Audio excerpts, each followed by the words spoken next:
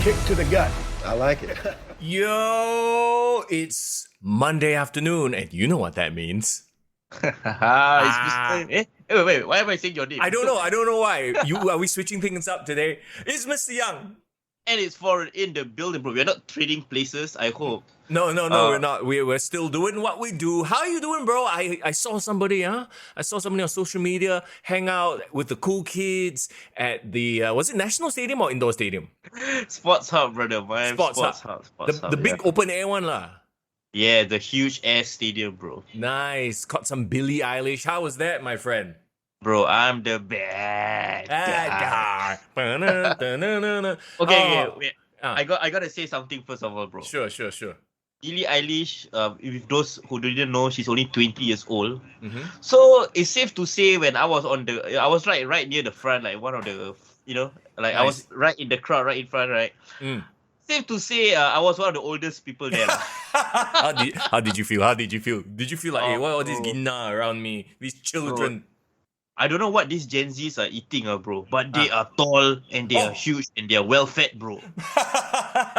Well, I mean, if you think about it, right, it makes sense because every generation gets better food as the economy grows, as life becomes easier. They get fed better food. You know what I'm saying? You know what this means, bro? What? We need to have a Hunger Games in Singapore. Let's go. What the hell? Hunger Games? Why? They're too well fed, bro. We need to streamline them already. Oh my god. Okay. So all that aside, right? I'm not gonna lie. I was going through everybody's Instagram page, and okay, I could have bought a ticket. I could have gone, right? But the old man in me is like, you know what? Maybe I'm too old for this shit, and that's why I didn't go. So I don't know, bro, man. Don't worry. You were, and I also am. The music is great. Don't get me wrong. She's a great performer. But when she was starting to kind of do some of her how should I put it without sounding like a pedo? What? Her suggestive moves, right? Oh, sultry. Her sultry moves, right? Of course, the teenage crowd, all the boys, there was a lot of young boys that were like, oh my god, she's so hot, oh my god, fuck yeah. And then I just had nothing better to do. I just started screaming, no, this is child porn, no, child porn. Oh my god, what the? Hey, she's 20, okay, so she's fine. I know. It's just that I do not want to I don't know. I suddenly feel like a very concerned elder brother. I don't know why. Hey, bro, are you now the conservative dad? Is that what you're destined to be? Bro, I think once you turn 30, you suddenly have all these values and morals. But I tell you, 10 years ago, I would be like, yeah, bro, go do that shit. Okay, Irvin says, Billie Eilish shooks, I was in Pen B, so many kids. Free tickets, baby. Hey, nice, congratulations. Yay. Tell me, what's up? Welcome to chat, everybody. By the way, please drop by the chat and say hi, okay? Let us know you're here. Helmi says, can't wait to hear about Singapore's new hidden gem, ROR, and we'll get to that. Vice in just a little while. I'm excited to talk about it because I wasn't there. I know you were there, but I did catch a bit of it on YouTube. Yes, for sure. It's great that they already have it out on YouTube. Yeah, man. Very fast as well because it happened this past Tuesday and they already have a great production up on YouTube. So I'm looking forward to all this great content. And have you realized, bro, it's not just ROR, bro. Yeah. Have you seen the content across the board from our other promotions that's being rolled out? Yes. Getting better in quality, bro? Well, I think everyone realizes that to get attention, to get your content out there, you can't just have great events, right? Yes, the events are there, it's word of mouth, but you need to, jump on the social media and spread the word, let people know. And I'm happy that they're doing that. Yeah, for sure, bro. And of course, as we said last week, as our podcast grows, this operation gets bigger, there's more things to cover. We can't do it all alone, bro. We gotta have our day jobs and life and stuff like that. So if you were in ROR at Ring of Rebirth, you saw that I had somebody tag along with me, and that will be your new kick to the gut face, that you'll see on the live events. We got Saleh, our new kick to the gut roving reporter / intern, bro. That's right. Are we gonna say that Saleh is our young boy? Sure. He's our young lion, bro. A young lion, okay, yeah. I'll go with that. Nice. Hold on. Sorry, go ahead.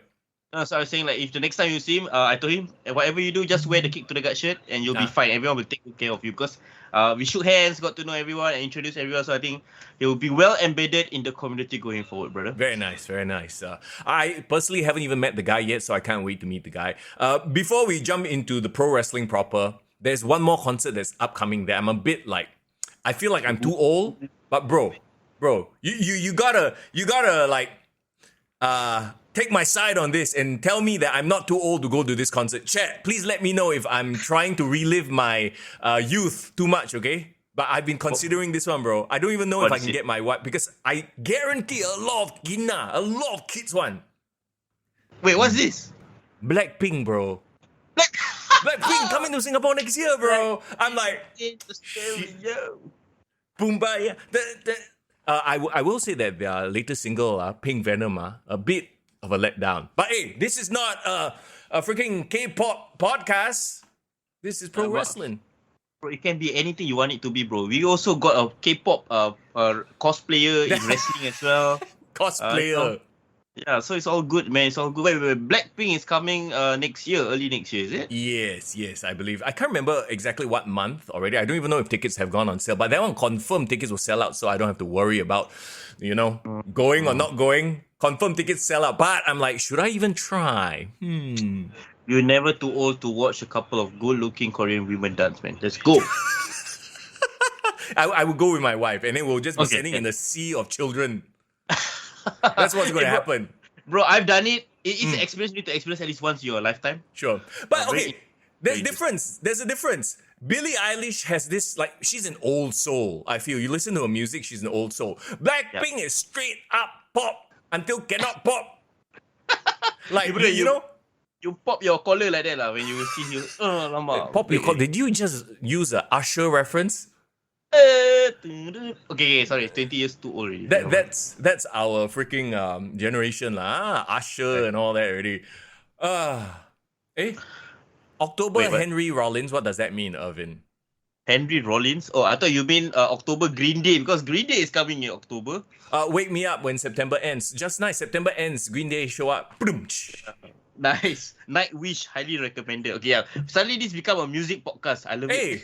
I work at a radio station. You talk entertainment news. It fits, bro. It fits. Yeah, for sure. I mean, I'm trying to figure out how we can segue back to the wrestling, but I kind of want to lay in this music thing that we're talking about as well. Bro, you know what we're doing? We are laying the groundwork. We're testing the audience. Whether there is a audience for a kick to the gut spin-off. Kick to the ears.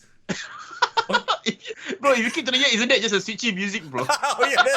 Hey, see. So everything ties back to the original branding of pro wrestling. It makes sense, bro. And then we can review TV shows and movies called Kick to the Eyes. And then I can review home tours called Kick to the Real Estate.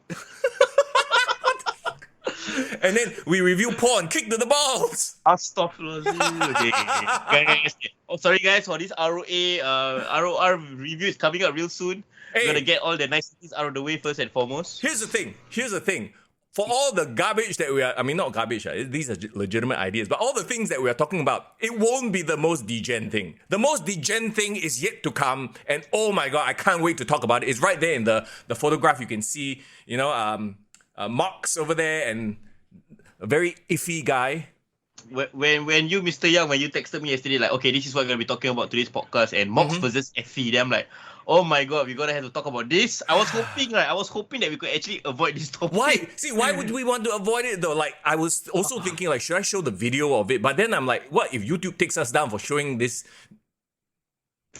stuff that it's trying to masquerade as pro wrestling? Okay, I won't even start. Let's skip. No, not skip, but we'll get to it in just a little while. Let's describe it in great detail using our oratory skills later. Never mind. Oh my god, oratory skills. Okay, maybe not the proper phrasing considering what we're going to talk about. But first and foremost, we want to give a shout out to everybody who was down at the Ring of Rebirth event, Vice, and of course Eurasian Dragon for inviting us and stuff like that. Always a lot of fun catching up with the wrestling audience. Man, bro, I feel like I haven't been to a local wrestling event in such a long time. Yeah, man, bro, you gotta find some time to make time, bro, because the wrestling's been getting good. And I think the scene is getting more vibrant. I think one thing I like about the recent shows that I've been going is there's other support from other wrestling promotions as well. So even this past Tuesday, ROR, I saw people from SPW. I mean, of course, the show itself like have wrestlers from all these other promotions. Yes, but I think just the support.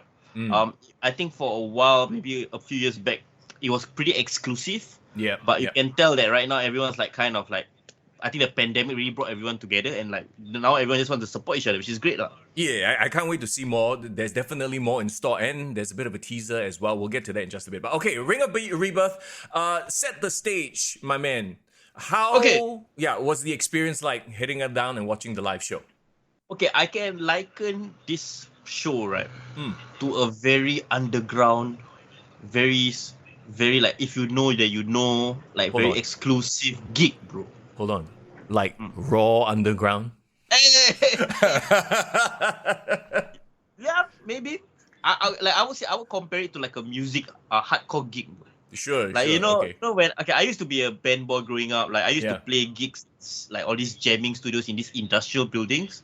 So essentially, that was what it was, right? It was like held in an industrial studio, industrial building. And from what I understand, this is actually SPW's training facility here. So they actually rented a unit for them to have this practice ring and for them to do their training. So ROR, I guess, sublets it, right? As we talk about with Dragon. Yep. And when I come in, like, of course, it's really in the middle of nowhere, bro. So like, when I was heading out, I was like, what's the nearest freaking MRT? No, the MRT is there, but it's still a 1 kilometer walk from the MRT. I'm like, okay. Never mind. It's going to be one of those nights, bro. Get you pumped up, you know, get your heart pumping before you actually head to the event. I will say though, just like I said, I eyeballed the YouTube video, right? And the fact they threw up the video, not just threw up the video, bro. I was very impressed with the editing. So whoever's editing the ROR videos, kudos to you or you all, my friend. Maybe it's a team, whatever it is. I really, like watching it, I was like, okay, the person who's doing it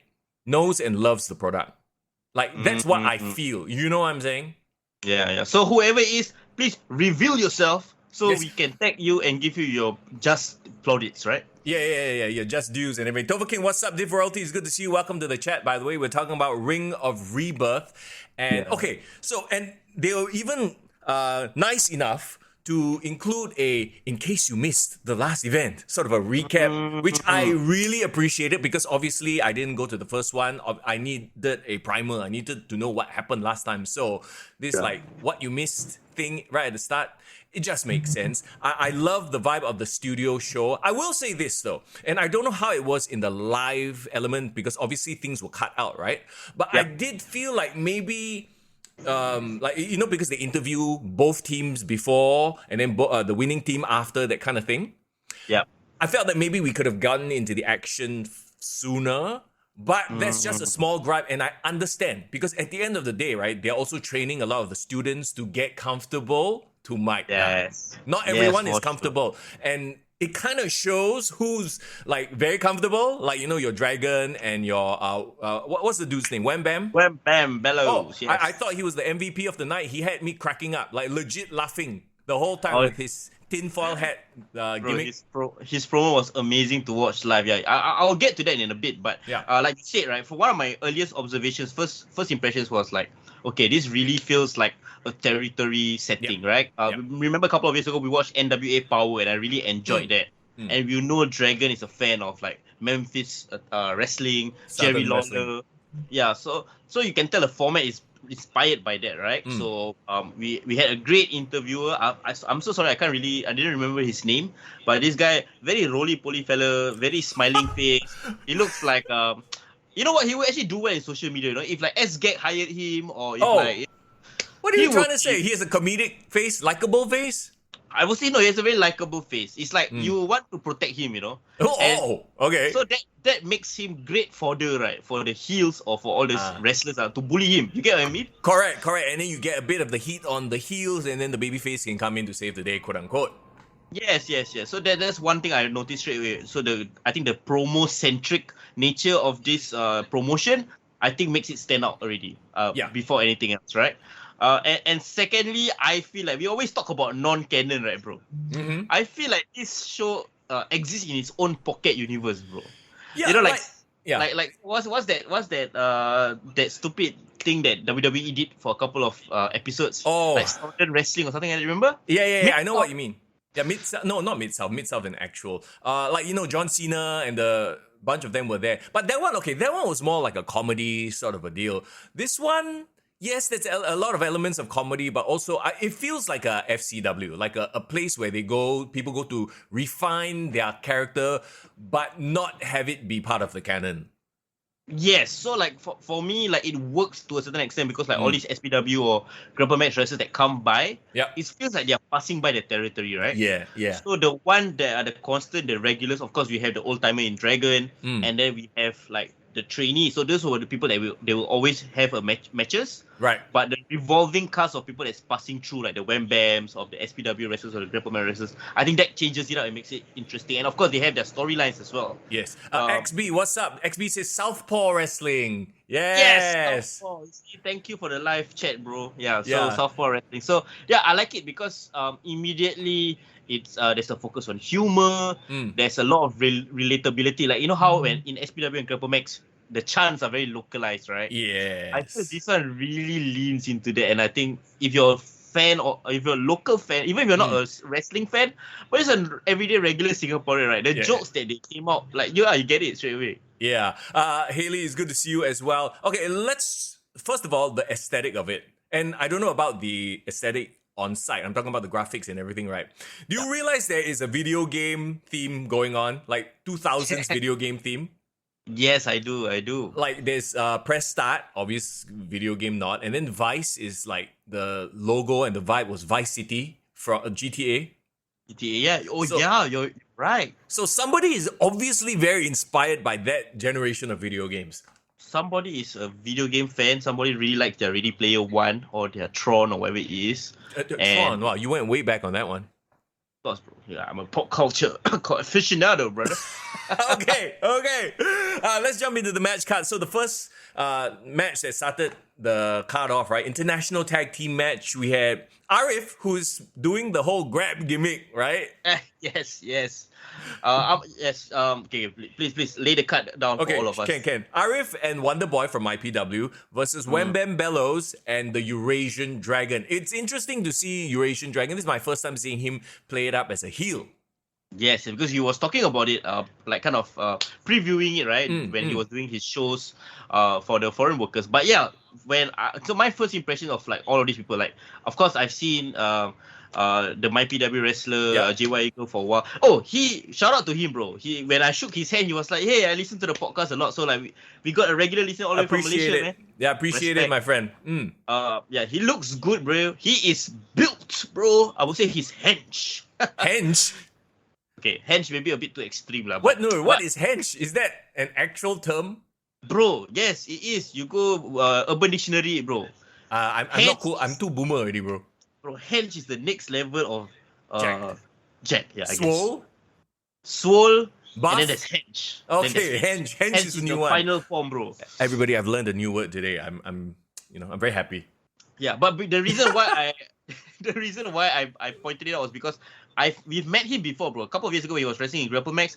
He was still a ball boy there. Yeah. Yeah, he got the body of a man, bro. I want his body, bro. So shout out to you. You want Wonder Boy's body? Okay, I got you. Somebody clip that because that is. I do not want to be on his body. I just want his body. Okay, get it? Yeah, you want his body. I know. We heard you loud and clear. Hey, certain things were repealed on Sunday, so it's all good, my friend. At least you don't have to look over your shoulder anymore.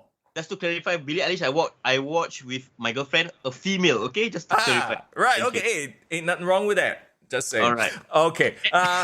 We digress too much, bro. Talk about the match itself. First of all, the whole selling the tinfoil hat for $5. Did somebody actually pay $5 for the damn thing? I think Guru or Lady Killer tried to buy it from them. So right.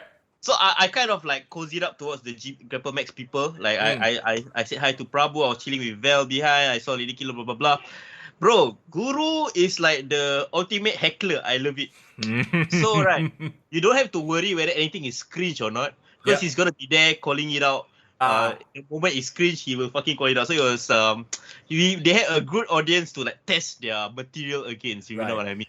And it's such a cozy space as well. Anything that anybody else will definitely be heard, right? Oh yeah, for sure. So coming into it, Wham Bam Bellows, Eurasian Dragon. Like we've seen Bellows a bit, Yep. But he's a huge guy, bro. Like I would say, maybe easily 150 kg, almost 200. I don't know. He's big, and he reminds me of the Nasty Boys. He seems to be inspired by the Nasty Boys. Okay, so we have 3 veterans, obviously, or sort of intermediate to veteran. Tell me about the new guy. Tell me about Arif, the quote unquote the delivery guy. That's his gimmick. Yeah, so Ahmad Arif, right? He's like a new guy, old guy. Like I've seen new guy, old guy. He's kind of like an old new guy. Explain. He is like boogeyman joining WWE when he's in his late 30s. I don't know. You get what I mean? He's a veteran. Right. Okay. He's a veteran of life, but a newbie in wrestling, in a sense, right? Understand. Okay. Okay, from what I understand, he has been around the local wrestling scene. So maybe he did train before, or he wrestled a bit, but he took a long break.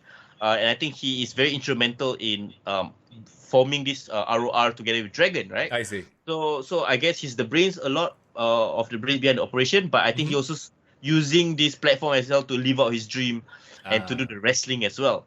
Bro, I like him, bro. He looks like this very friendly Malay older brother, you know. Okay. So he is really leaning into this Grab driver stereotype, bro. Yeah. He is okay. I can say it because I'm Malay, right? Okay.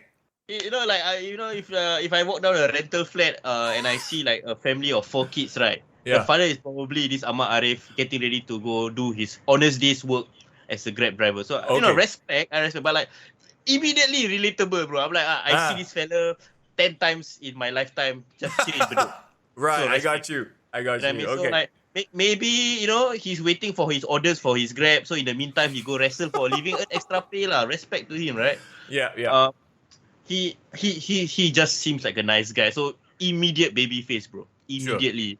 And of course, JY Eagle, I think, was carrying the load of the team. I think he's the young guy, but he's like a very smooth, seasoned worker. Like to me, right, an equivalent in here in Singapore, he will be something like Remus. Okay. Yeah, or like his style also is similar. Like he kind of a bit of a high flying. I mean, the Eagle already gives it away, like the nickname. Right. Yeah, so he was really, really good in kind of like having the fast, exciting offense. Bellows and Dragon, right? Oh man, like they were not only just entertaining on the mic, on the promos, they were entertaining in the ring as well, bro. Do you see how they acted as a team? Yes, I did. They're just scoundrels, bro. Scoundrels. So like seeing Bellows kind of like bullying the two babyface wrestlers and Dragon kind of like cheering him on. Yeah, it was great. Like, it was very old school, bro. I think if you watch this show in the 80s, you sit down, you'll probably be like heckling them. Right. You know, but like I guess as a smart audience, you kind of appreciate what they're trying to do and you kind of go along with the booing, all in fun spirit. So I really like their chemistry there. Nice. All right. Next, after that, right? So in the video, there was a cut to a promo. Now the question is, did you see the promo live or what was that? So the promo was done after the fact, right? Is it? Wait. I haven't watched the video part. Okay. So the promo that they say, what was it? What were they saying? Let me see whether it jogs any memory. So Varun Khanna, he had a quote unquote very important announcement. Okay. So this guy, they did it off camera. I mean, not during the show itself. So they just inserted it after the fact lah. So you didn't get to see or hear it. Yeah, but also like I think Dragon sent like a explainer. He was saying that let me read it out. Okay, so Varun announced that he was leaving Singapore, right? Because people booed him at his debut, despite it is in his words, despite breaking 3 national records. So he has worked out a new contract to come and go as he pleases, bro. So like a Roman Reigns deal lah. Yeah, so the records broken. They even list out the records broken for context, bro. Fastest debut 3 weeks. That means in 3 weeks from the time he started, he wrestled already. Right. Fastest match, 38 seconds versus Meta. So he had the fastest ever debut match ever. Hang on, let me show you the. So I don't know which swimming pool this is. Is this Safra Topayo? Oh my god. But he does say, yes, I will be back, and a very heel sort of cocky fellow vibe for sure. Yeah. The third record that was broken by him. Fastest overseas debut at Vietnam Pro Wrestling. within 5 weeks of his training, this fella already wrestling overseas, bro. Okay. Immediately you get the vibe of, all right, this guy is like, what's that? It's like a Kurt Angle, Randy Orton, like where they list out their quote unquote achievements even before we've seen them very too much in the ring, and then it's like, Yeah. it's to build heat lah, and I appreciate that, He's giving me Andrade El Idolo vibe, like a bit of Alberto Del Rio, like he's like that, yeah. smart aristocrat, Sure. So yeah, there you go. So he did cut a promo. Interestingly enough, if you look at all the comments in the comment section of the YouTube video, Varun's promo, everyone talking about Varun's promo.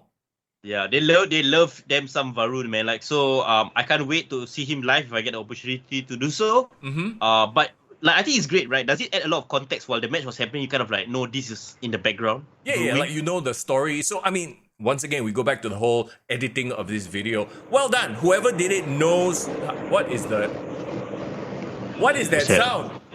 Not on my end, bro. Is there a plane? Oh my god, are they attacking us? What the hell? Bro, National Day over, bro. National Day rally also over, bro. Why are the planes still flying by? Okay, but anyway, back to Varun. Yes. So I am actually looking forward to seeing him once again when his schedule frees up. I mean, when he returns to Singapore and he can have matches and whatnot. So yeah, the great thing is while the match was happening, the heels, definitely kind of got a victory. One thing I really liked was the post-match attack. Do you see that? Oh, okay. No, I didn't. You're talking about which one? The Arif and Wonder Boy match, is it? So at the end of the conclusion of the match, they got attacked by their own grab bag, bro. Huh? The grab delivery bag. They attacked the baby faces with it. Right. So literally, Dragon kind of the grab bag, you can open up, can put your foot, right? Yeah. They put on top of the head, bro, like steel chair like that. And then whack and then whack. But it was kind of sad lah. But the grab bag is made of cloth, so that's why when they sold it, it was very. Yeah lah. Helmi says the plane passed me by. So hey, Helmi, what's up? We must be living in the same area, huh? Oh dear gosh. I don't know why I never realized it, but I just realized that Eurasian Dragon has like a little mustache going on. Is this new? Did he always... Oh my god. No! It's that was new. a motorcycle going by. Okay, that's definitely my side. That's Bedok. Oh my god, all the traffic we can hear, got planes, got motorcycle. We might as well be recording this in a freaking kopitiam. Bro, we should just record it directly outside lah. Like our plan in season 3, let's go. Yeah, only in Singapore, assist over Pekin. But yeah, definitely a fun sort of start to the card, right? Yeah, and I think it set the tone for that this is gonna be like lighthearted. There's gonna be dastardly things going on. People are gonna be in character. So I already know what's my mindset going into the rest of the matches lah. Right. You're just there to have fun and just be silly. Nothing too crazy important, right? Okay, next up then, what is the Geylang Gamble? Oh my god. Okay, so that is why, right? Getting myself in the right mindset after the first match was very important. Okay. So that I could stomach my way through this. Okay, stomach your way through. I didn't watch this one. So, okay, you have the guy, Mr. Geylang, the guy who obviously loves Geylang. And Brother Bai versus Big Good Jack and who? Effy. No, it was a triple threat, is it? Or is it 2v1? Okay, wait, let me pull this out. So, no, it's actually just Mr. Geylang versus BGJ. Oh, but Brother Bai was in his corner, is it? Yes, Brother Bai was in his corner, but I guess he got involved. He was very, very involved on the sidelines trying to get his attention and all that. Okay, hang on. I'm looking at Brother Bai right now. And all I have to say is, hey, Uncle Layman's yo.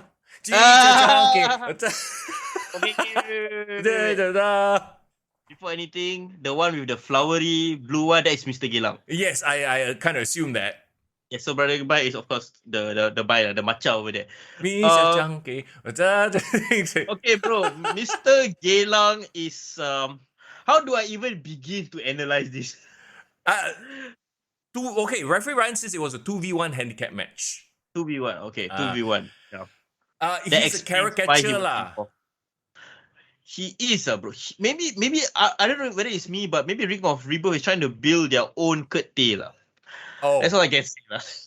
Okay.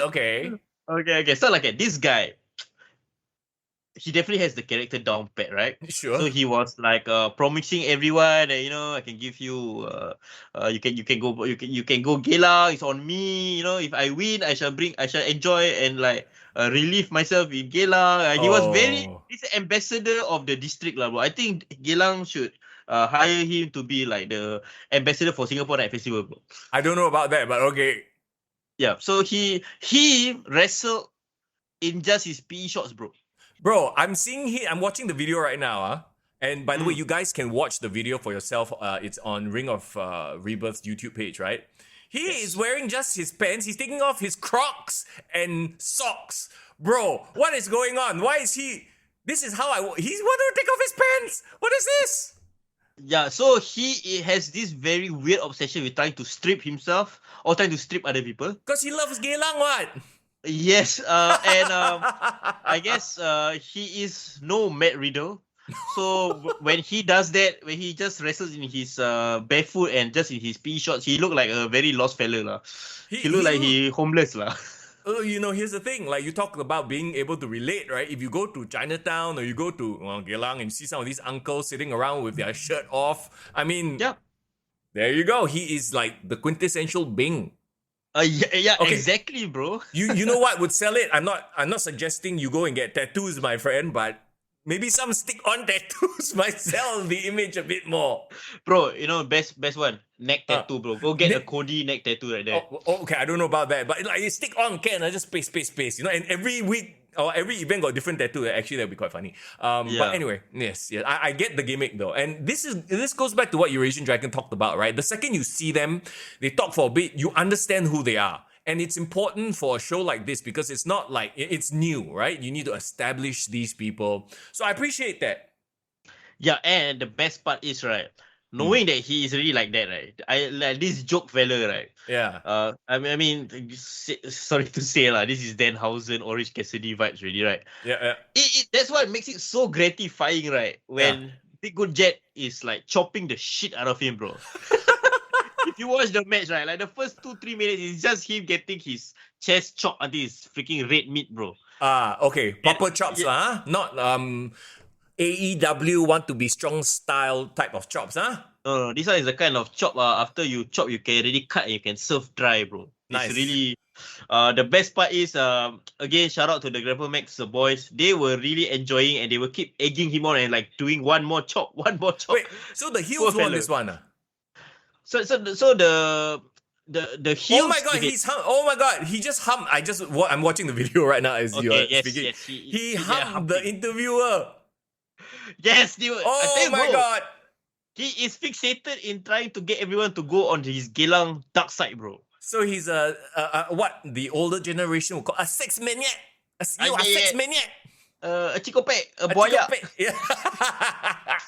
Yeah, it's very funny lah. The jokes and innuendos that was thrown around the room. It felt like a comedy improv night lah. That's also another part I was getting, right. Sure.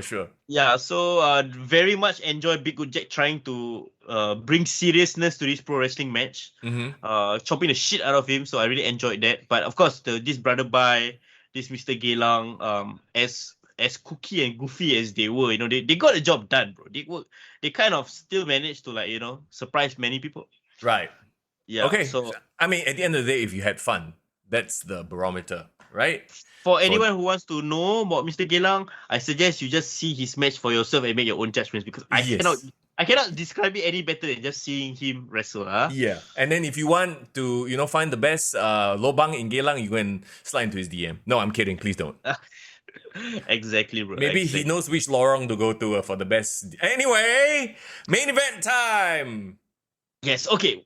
I was very surprised. It was the main event already, bro. So the time flew by really fast. Yep. 3 matches in an hour, 15 minutes, 20 minutes. So I guess every match had enough time to breathe because you also have to take into account the pre-match and post-match. Yes, the promos in between, right? And I actually like it for them because it really does give them time to sell the story and work on their promo. And in a sort of like a cozy environment, right?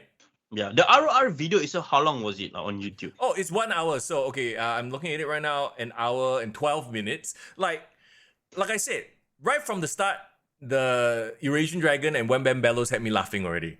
Yeah, After the recap, like maybe it might be a bit long in the tooth sort of at the start, especially for those who are not very used to cutting promos. That's what I felt. So it kind of dragged a bit. But once like the guys who are very used to it started cutting their promos, I was like, okay, yeah, now shit's about to get interesting. Nice. So like I really enjoyed the transitions, and the 1 hour, I think they cut it down, of course, for editing purposes, but that's how long it was to watch the event. So yeah, it was great. Really enjoyed it. So yeah, as we go segue into the main event, right? Yep. I was excited for a couple of things. I was excited to see the return of DJ Kel, my man. Yeah, party starter. Like we missed him in Grapple Max, the tournament. Did he perm his hair, or did he always have curly hair? I think he has either permed it or let it grow out. But looks good. I like it. Looks very good.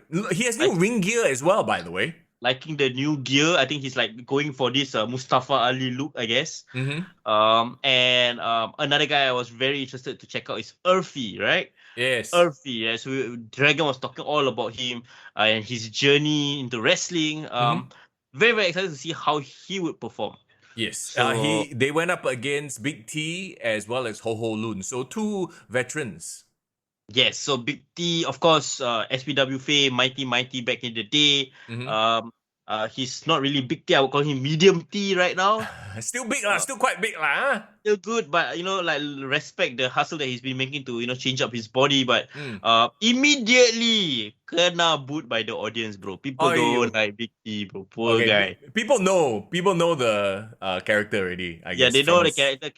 And it doesn't help that Statement is there throwing abuse at him at the same time. Oh, is it? Oh, so he's Statement is there as a viewer, spectator, but I think he also like kind of got sucked in, and he was like inserting some storylines into the performance as well. Doverkin said not Effy, man. Effy, not Effy. No. We saved Effy for later, bro. Effy is a totally different story. And okay, I don't want to start because I was just about to launch into a huge tirade, but you know what? Never mind. We'll save it for later. We shall save it for later. Yeah, but so Ho Ho Lun was the guy that was teaming up with him, and we had Ho Ho Lun on the show, and he told us that he was gonna perform here, right? Did you remember during the episode he said that he was a babyface? He was like a career babyface. Apparently, that's not the case, bro. He was playing heel on this episode, bro. Yeah, well, I mean, until the end, right? Because at the end he did the whole handshake thing, and then so I just have to say that I think he's still miscast as a heel. Like, I think he should just stick to playing babyface. I know he told me that when he performs in Philippines, like, they hate him there, I think because of the whole political situation or whatever things. Sure. But, like, himself, like, he just looks like a nice guy. Like, I can't take him seriously as a heel. Just my opinion. Right. Tell me about Effy's offense, because he is a bit of a skinnier guy, right? So it's like if him and the Trickster form the tag team, they would be the Chopsticks. Oh my god, yes. So tell me about his offense. Did it look legit? Okay, before I launch into his offense, we need to briefly mention his promo that he did before the match. Okay. Of course, as a more feminine guy, right? So he was like, it was such an interesting dynamic because Kel was like this hype up guy. He was like, I'm gonna take you down, blah blah. And then Effy is like very sweet, like almost like saccharine. I don't know is that the right word? Like her voice or his voice is like very, it's like you wouldn't expect lah. It's very quite right. Okay. But then right, the funniest thing was right, the crowd really picked up on it. And the crowd was really egging her on lah, because like I think he was kind of threatening Big T. So I forgot off the top of my head what was the insult that he said. Right. But it was like he was teasing him, and then like everyone like picked up, started chanting it, like you got no balls, or like no, because he was like he did that. Girl. Yeah. So like he was saying like, oh, you think you can beat us? I see. Right. I and got then you. The crowd spearheaded by Guru, of course. Every time Big T was trying to say something, So I'm gonna assume that he basically played babyface in peril most of the match. Yes, he did. He did. The offense is very athletic. Reminds me of Sunny Case a lot. Mm. A lot of gymnastics situation right there. He did a very impressive top rope split leg drop onto I forgot who. I So saw. I think it was on Big T, but yes, it looked very impressive. Nikita Lyons-esque. oh yes, Nikita Lyons. Yeah, yeah. So like you can tell. So for Effy, like taking a lot of all the female wrestlers moveset and trying to incorporate this situation. And of course, for the size and all that, of course, it's a great perfect babyface in peril for the likes of Big T, right? And Of Ho Ho course. Lun. Ho Ho Lun didn't go easy on Effy. I tell you, bro. He was stomping the shit out of the face. Really? Attacking him, like going all in. Like there was this one part where he was like in the ropes, like like trying to like struggling on the ropes like that. Yeah. He like freaking attack him from the head, like he want to take his money like that. You know, like Wow. What? like Nakamura. Well, maybe you know what it is. He is snug, but it's not laid. You know what I mean? Like the best make it look painful. That's the whole point. Yeah, so clearly, like definitely they had training together. Effy probably did a seminar with Ho Ho Lun, so I think there's a lot of trust there.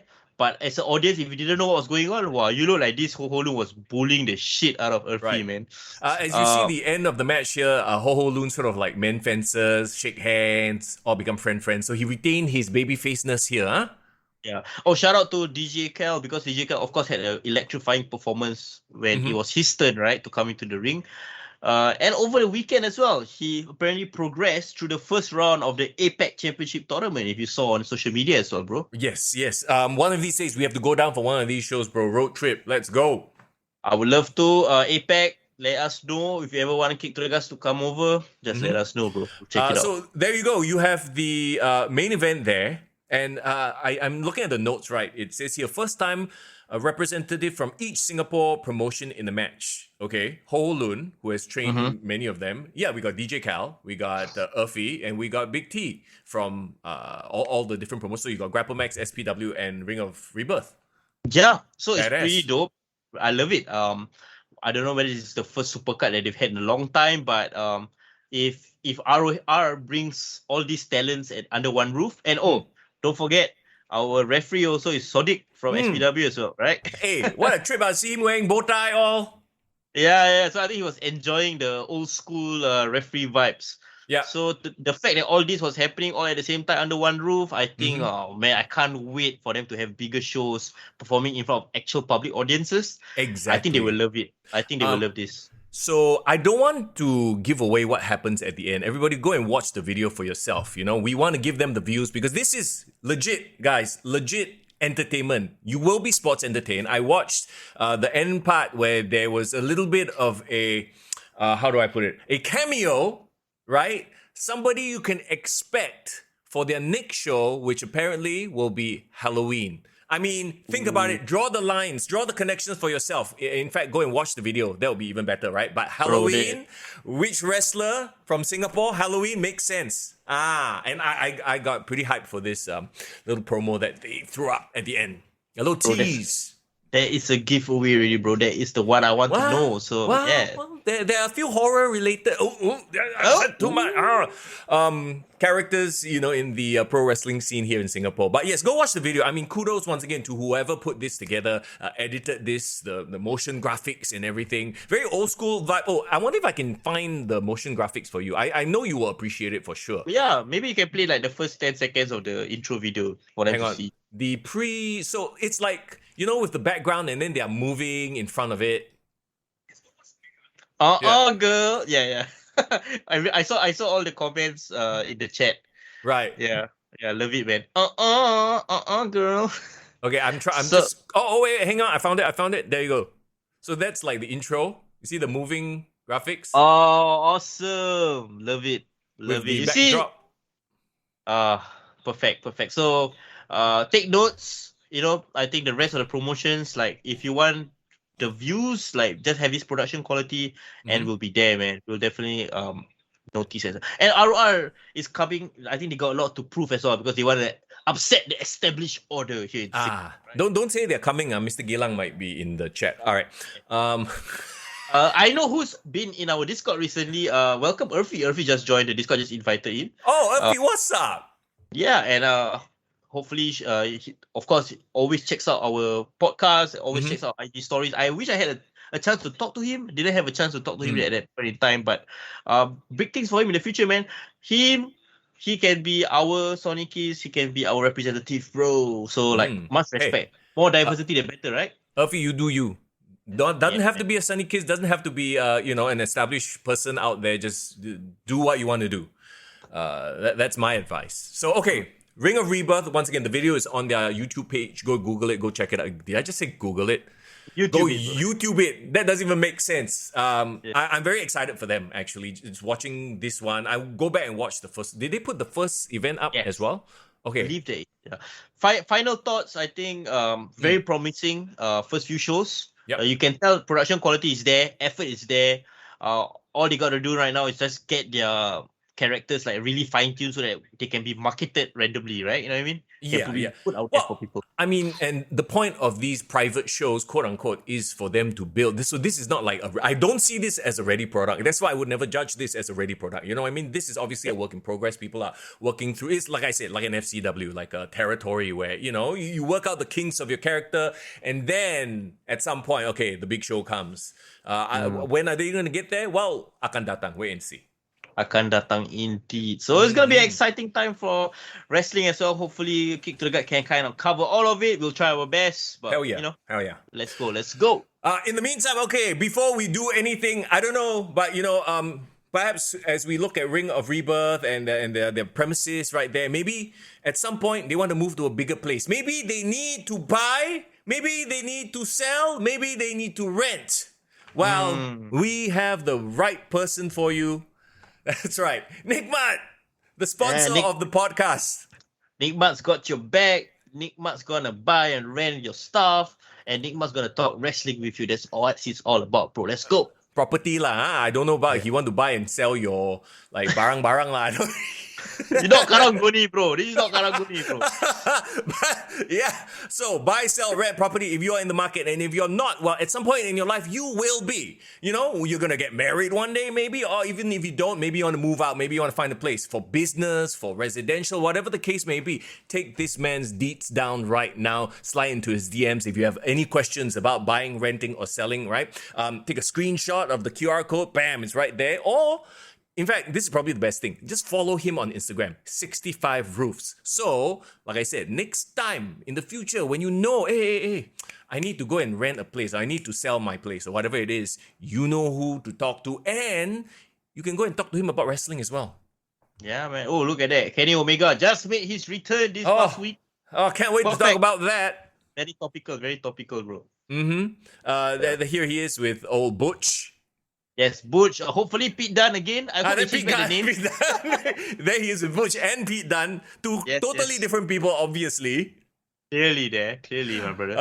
And yeah, like we know, he is a huge wrestling fan. Talk to a fellow wrestling fan about your buying, renting, and selling needs.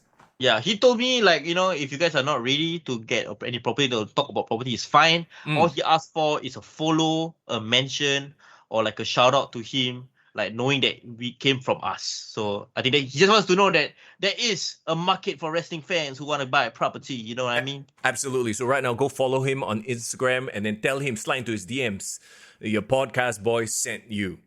For sure. Okay. Girl.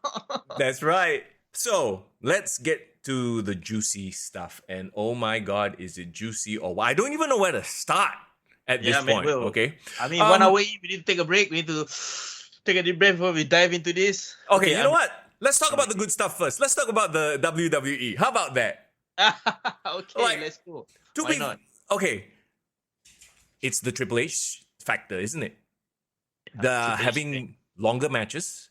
Their matches are like, quote unquote, more hard-hitting. They're going out there. They're proving themselves. It almost feels like. NXT? Doesn't it seem like a revitalized show to you? Like Raw, SmackDown?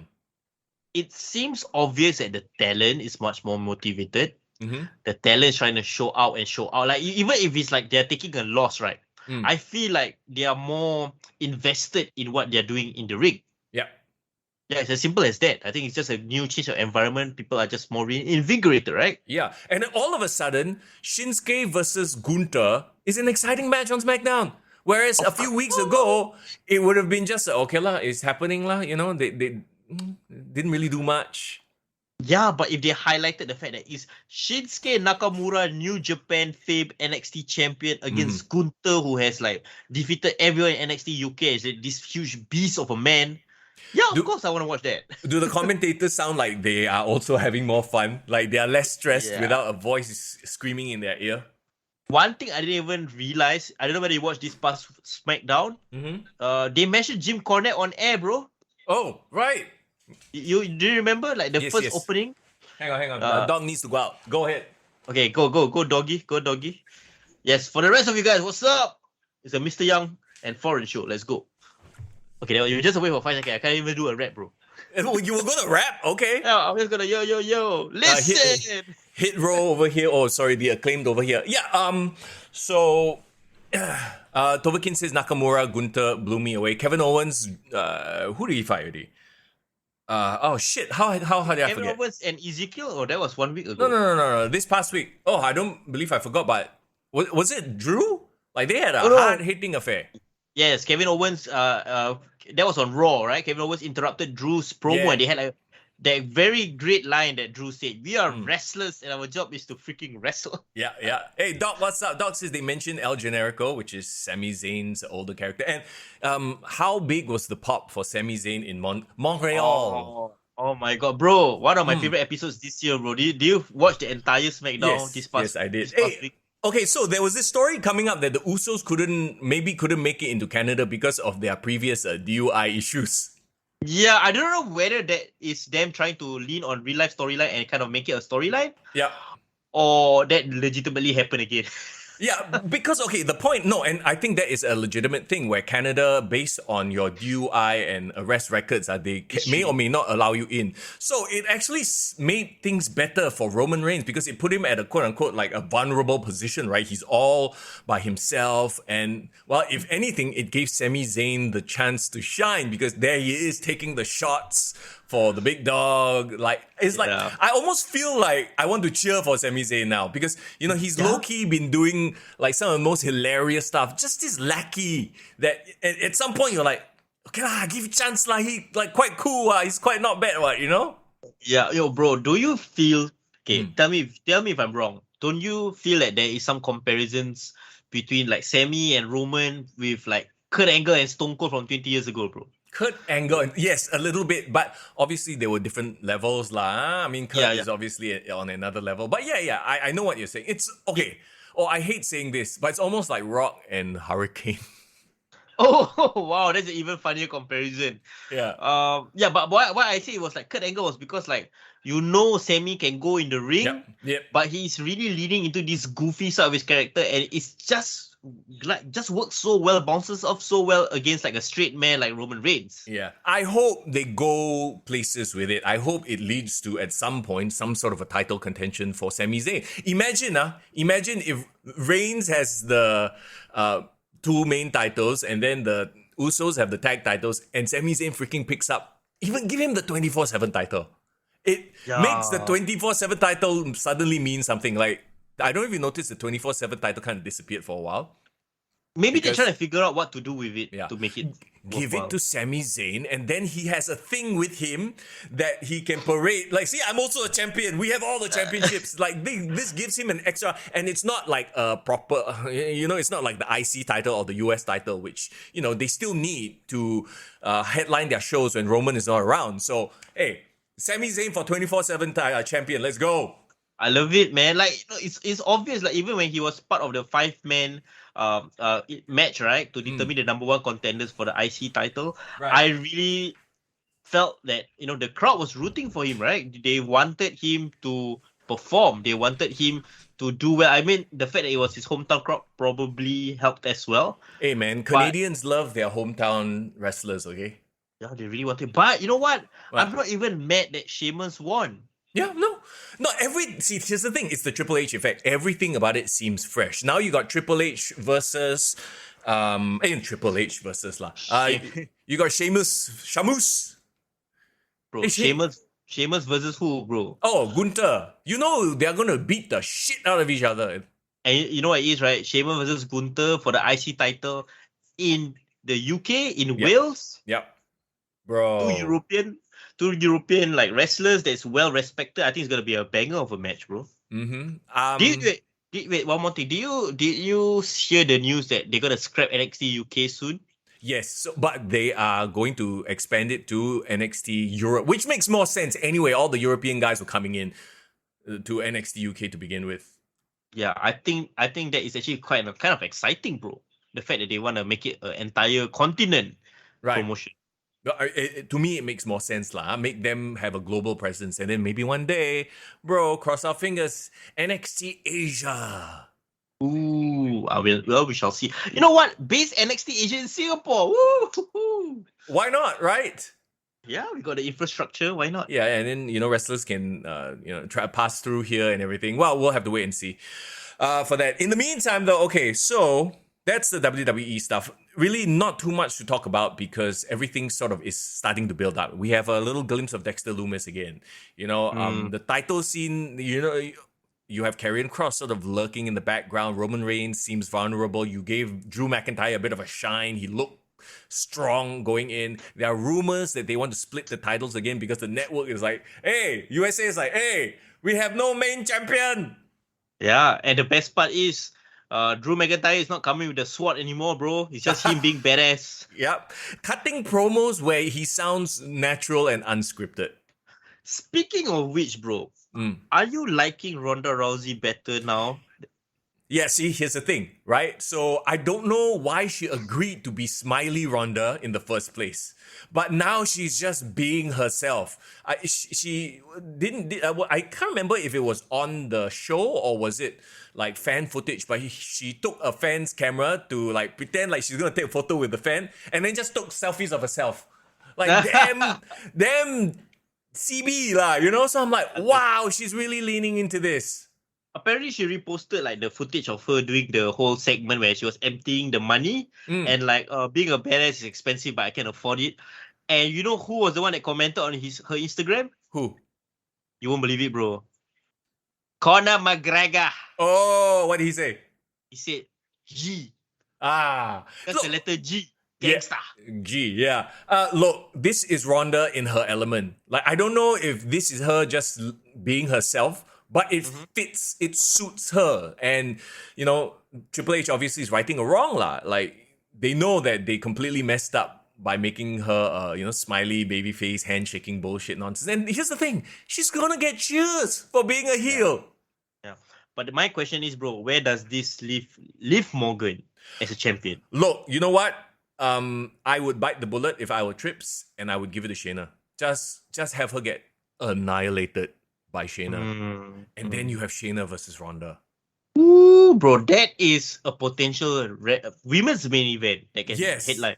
Exactly right. But you need to pile a bunch of heat. I mean, Liv still gets cheered. Like, she was booed one episode. Then after that, I think she's she's still a babyface, likable character, right? So I don't know. Like, I keep thinking about her as a babyface character has a very short shelf life. I feel like people will get sick of it very quick. At some point, she must turn, right? Yeah, she has to turn heel because I think it's like the law of like realistically, can she really defeat Ronda Rousey in a straight up fight? No. No. So the only way for her to win is to be conniving and like smart about it, and she can do that as a babyface. Yeah. Right? Yeah. So I don't know. Is she going to be the plucky babyface forever? Like I said, there is a limit to that before people just roll their eyes, right? And I think Triple H is smart enough to see that. So it's an interesting dichotomy right now. Let's say you have Shayna Baszler becoming a dominant heel champion, right? Yeah. So I guess you could have her lording over, like we talked about last week. She is the Ronda when Ronda is not there. Yeah, and the best part is like, it's not just the main event scene for the women, right? It's not just the single title scene. The tag team title tournament is happening this past weekend. Toxic Attraction. Wait, who got injured? Did Zoe Stark get injured again? Or was it Nikita Lyons? I didn't know what happened, what caused them to like not be part of the tournament. They said injury, but those two always snake bit lah. Every time there's gonna be a major push, one of them gets injured. Is it always stuck? I don't think Nikita Lyons always got injury. Nikita Lyons was injured for a while, then came back. So I don't know, maybe she wasn't ready to come. I haven't checked out the dirt sheets on this one, but I don't know who was injured. But yes, seeing Toxic Attraction on SmackDown was like, oh, well, this is fresh.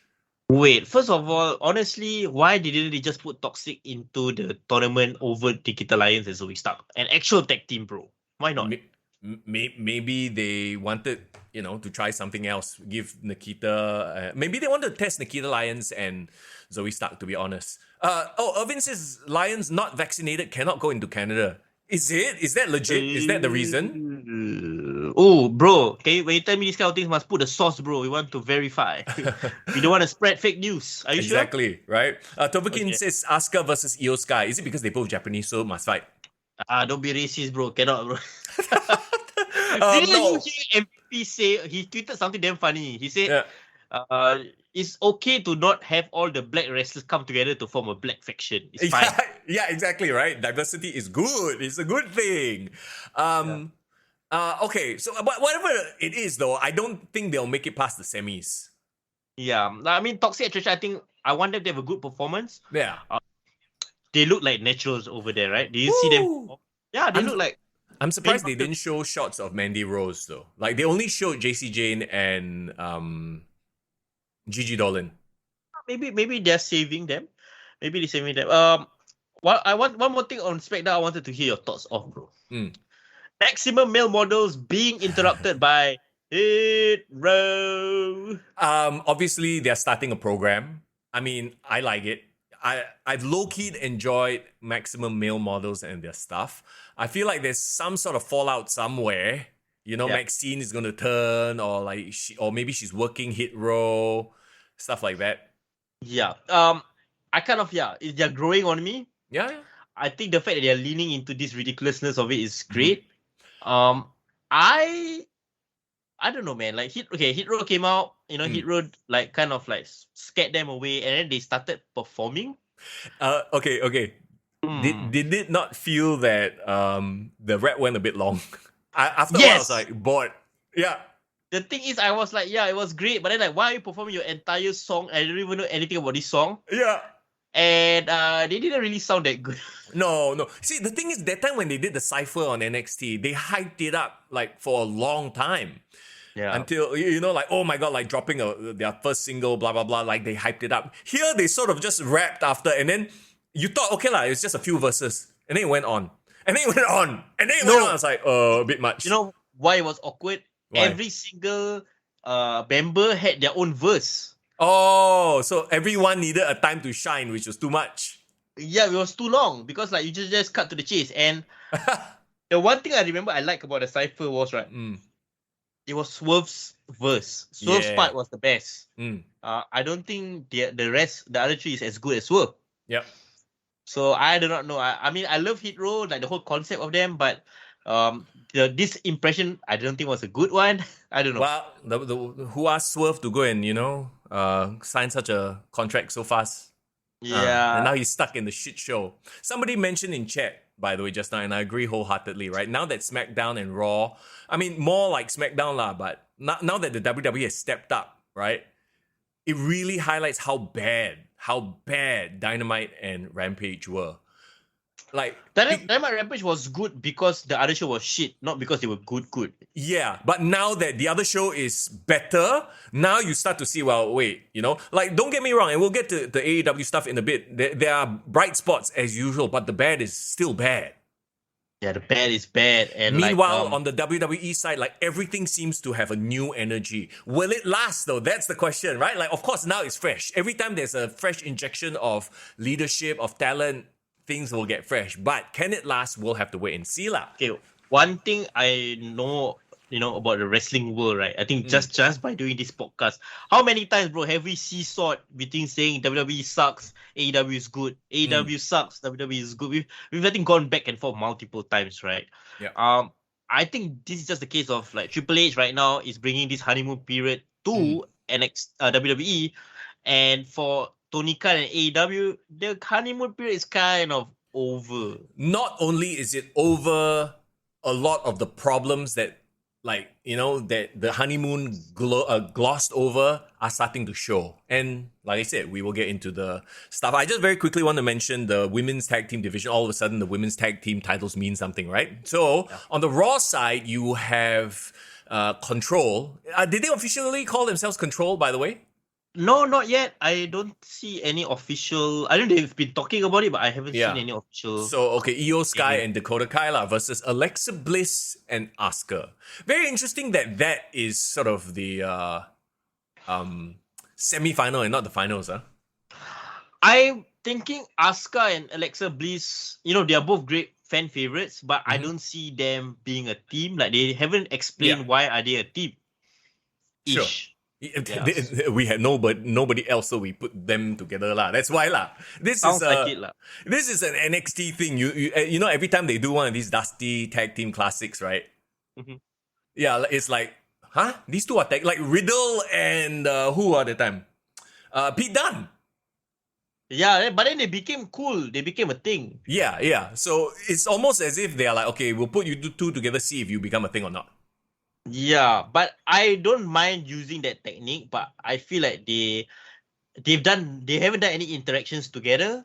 They haven't like tried to kind of build some sort of chemistry outside the ring. So I don't know. I feel like there's a temporary alliance, and against Io Sky and Dakota Kai, clearly they are the favorites. So it's really a foregone conclusion. Which makes the finals very interesting, right? Because you got, like we talked about, Dakota Kai and Io. Oh God, yeah. Io Sky. Them versus You did a Bailey. I did Bailey.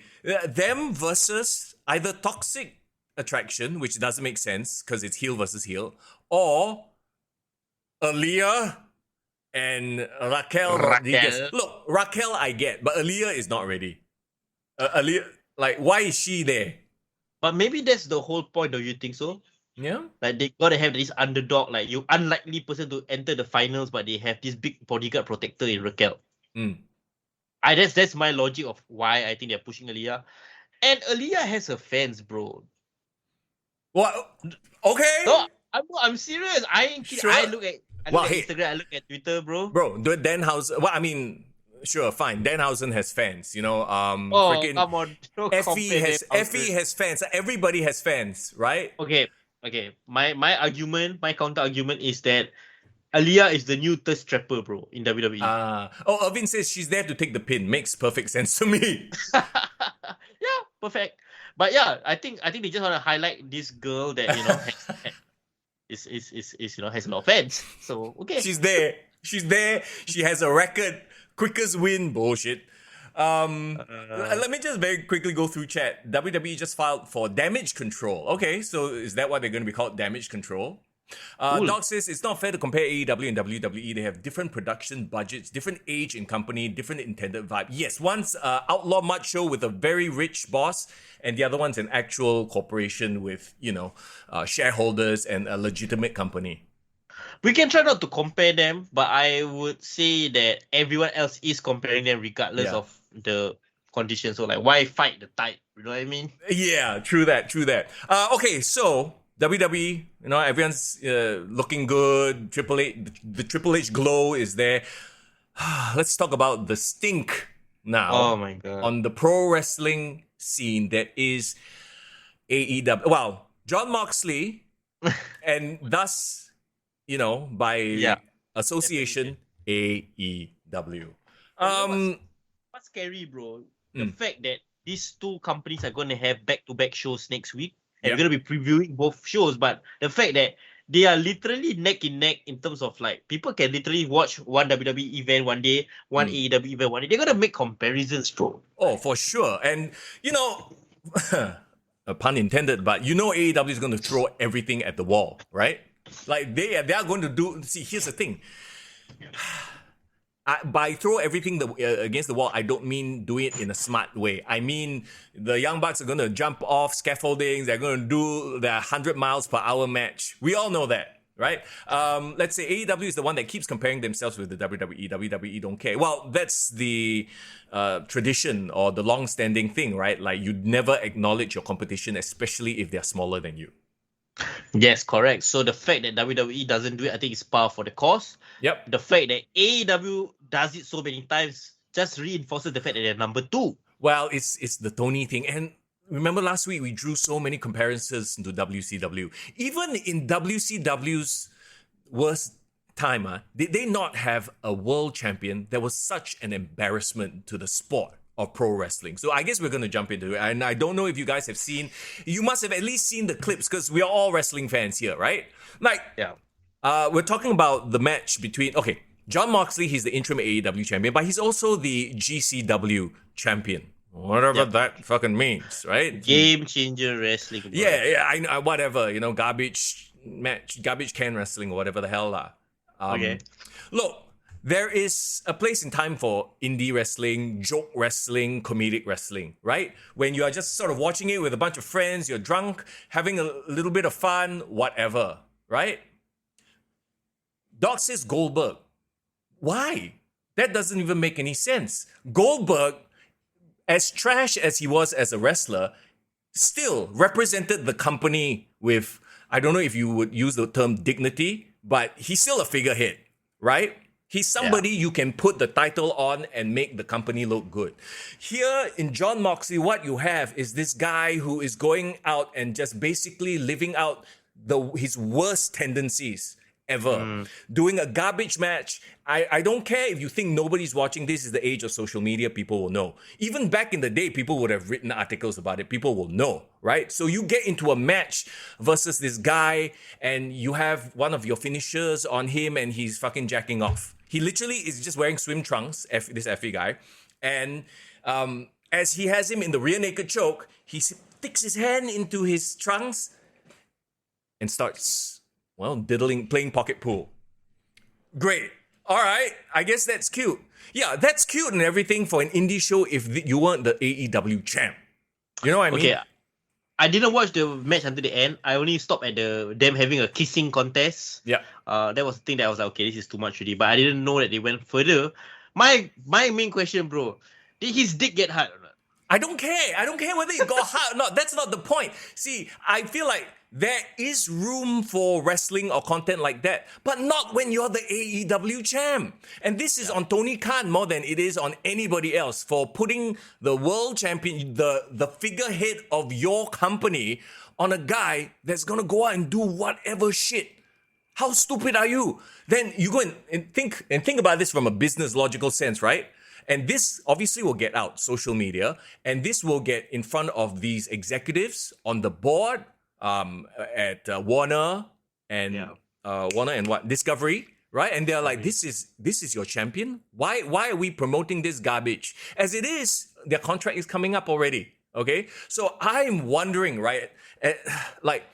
Now, remember when Dean Ambrose, aka Jon Moxley, when he first left the WWE, he was going on about, oh yeah, they wouldn't let me do this and that. They gave me some shitty angles. I'm like, well, maybe they did you a fucking favor, bro.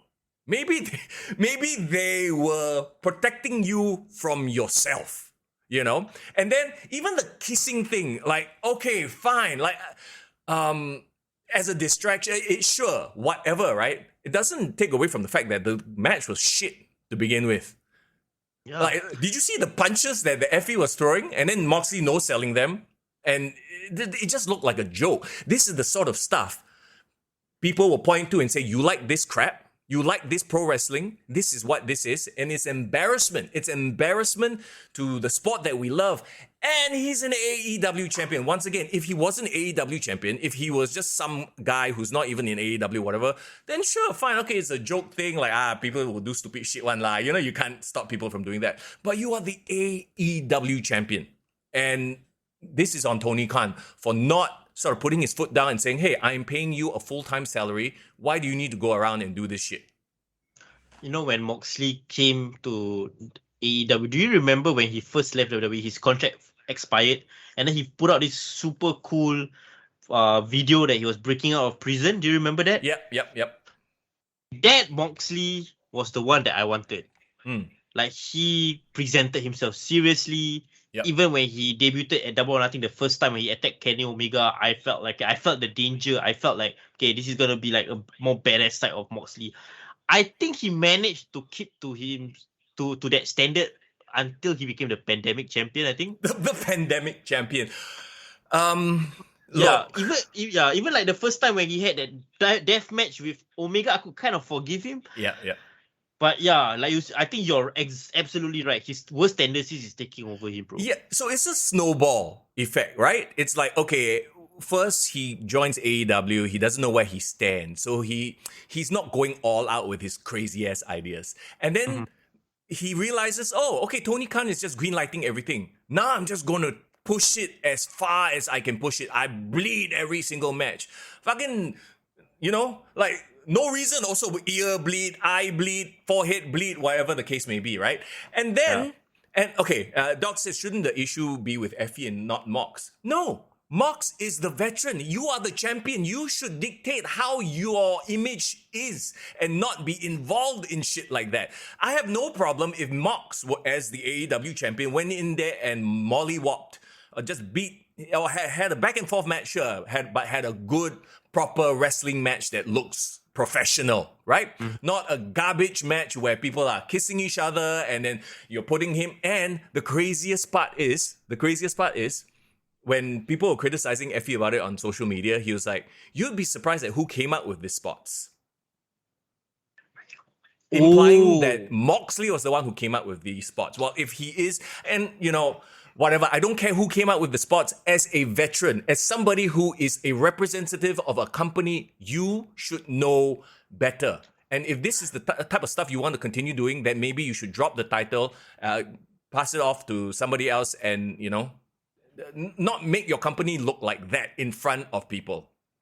You know what? I'm embarrassed to say this, and I think you'll be embarrassed for me. But I'm just plugging my Sportskeeda article for a while. I recently just wrote, and this is not my idea. My editor told me to write this. Okay. Well, covering backside, no? Covering backside. Let's go. Covering backside. But I hope, for the sake of this discussion, I hope you guys check it out. I wrote this article that says 3 reasons why Jon Moxley is better than Roman Reigns and 2 reasons why he isn't. So, bro, I can't find a single reason that Moxley is better than, unless you are a fan. Look, if you are a fan, you don't need reasons. You know what I mean? But objectively, right, there is... Bro, objectively, that was one of the most difficult articles I've ever had to write. And I credit my ability as a writer to be able to pull that off. So if you want to see some foreign penmanship and magical creative writing abilities, you go check out the article, bro. I want to show you. I can't find it. I'm looking for the link right now. But somebody literally put up a video of Jon Moxley and Roman Reigns. The last time we saw them. The last time we saw Roman Reigns, he was holding the 2 belts at SummerSlam, defeating Brock Lesnar, looking like a straight-up badass. And then side by side with Jon Moxley choking out Effy, who's jerking it off in his Speedos, and then kissing each other after that. I'm like, wow, there's your WWE champion and your AEW champion. Like, that's why Roman Reigns said in an interview, if Moxley was wanted to be a star in WWE, he would have been one. Yep. But he look, maybe he's just a free spirit, right? And he's gonna do the things he wants to do. He's an artiste, and there should be room for that. Just don't put your main championship on him. Simple as that. It's very simple. And I think in that regard, I think we have to talk about the CM Punk Jon Moxley promo that started off Dynamite last week. I'm wondering, okay, so they all of a sudden move the title match instead of All Out to Dynamite. Okay, one of 2 things is happening here. Either A, Tony Khan really is embarrassed and is like, okay, let's just get the title off of Mox right away. He's trying to correct the mistake and just give it away on free TV. Or is it going to be a schmoz, DQ, no definitive winner, sort of a deal so they can stretch it out? Yeah. I tend to believe that's the latter. Although we have to kind of touch on this whole Hangman controversy because I think that might also play to the booking as well, bro. So, okay, do you think it's a shoot or work? So right now they're playing it off as a shoot. Like CM Punk went into business for himself and, he wasn't scripted quote unquote, he didn't tell anybody that he was going to call Hangman out. And then, obviously, that's why nobody came out. Hangman's music didn't play. He didn't come out, made Hangman look like a punk, right? Mm-hmm. But I believe this is him, like, really going to business for himself. Or he is addressing some things that, Hangman said or did that was disrespectful to him. And I read it. I read the comments that he made. We posted it on our Instagram about the interview that Hangman made. You saw that, right? As well, right? Yeah, where Hangman basically said like he didn't need to listen to the so-called veterans, blah blah blah, implying that some of these like WWE guys, maybe CM Punk himself, had tried to give him advice, but he's like, "Nah, fam, I'm good. I'm good. young. I'm free. I'm with the elite." And here's the thing. Like we talked about this, like that divide within the company now of elite guys, like, your Young Bucks, Kenny and Hangman, right? Because he's friends with them. And then you have the quote unquote veterans who have actual, headlining experience and how these elite guys, they just kind of, they want to listen, they want to do things their way. Yeah, exactly. And also there's also this story about how Hangman actually shoot on CM Punk during his promo to build up his Double or Nothing match. Did you went back and check out that promo? No. How? In what way? What he said was, being a champion is not just in front in the ring and in front of the cameras. When the cameras are off, in the quiet moments, that's when you are a champion. Implying, according to what the dirt sheets are saying, that was a shoot. That was like a subtle shoot on CM Punk on his character backstage ever since he came back to AEW. And like going further down the rabbit hole, a lot of people are saying that what's been happening with Colt Cabana recently. Do you realize that? Well, he's gone now. He just hasn't showed up. He just has completely disappeared from being in the Dark Order. He's not being booked. And a lot of people are saying that CM Punk is using his influence to kind of influence things lah. And that was Hangman trying to stand up for his friend, but yeah.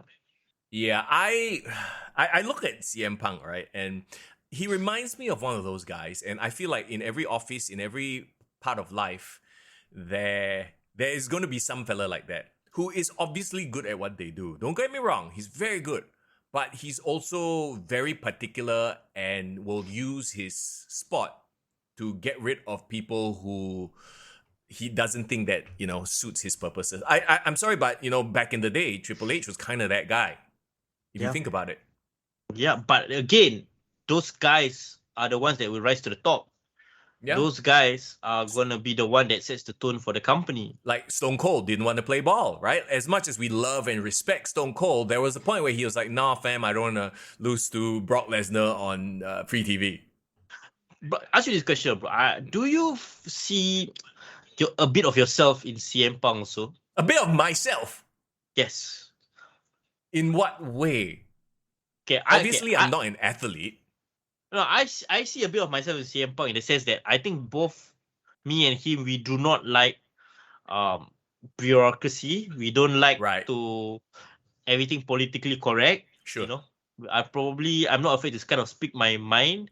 And but I also feel I'm very aware that sometimes I can be very misunderstood. Like people will always have this impression of me that it's not necessarily the truth. Right. Tovakin says, except Triple H stole it to their faces. Ooh. So yeah, there's this whole thing where like CM Punk, he sneaky lah. He go around, he doesn't like people. He will like to Tony Khan. Yeah. Okay. And I don't want to be lame, but CM Punk and me, we share almost the same birthday, bro. Bro, I'm looking in your eyes, and you know what I see? I see the cult of personality. Oh my god.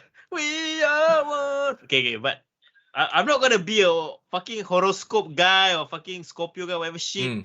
But he displays like typical characteristic of a Scorpio guy, bro. I'm not gonna go further than that. I'm just saying that if you read it up, it's exactly what I think when I think of a Scorpio guy.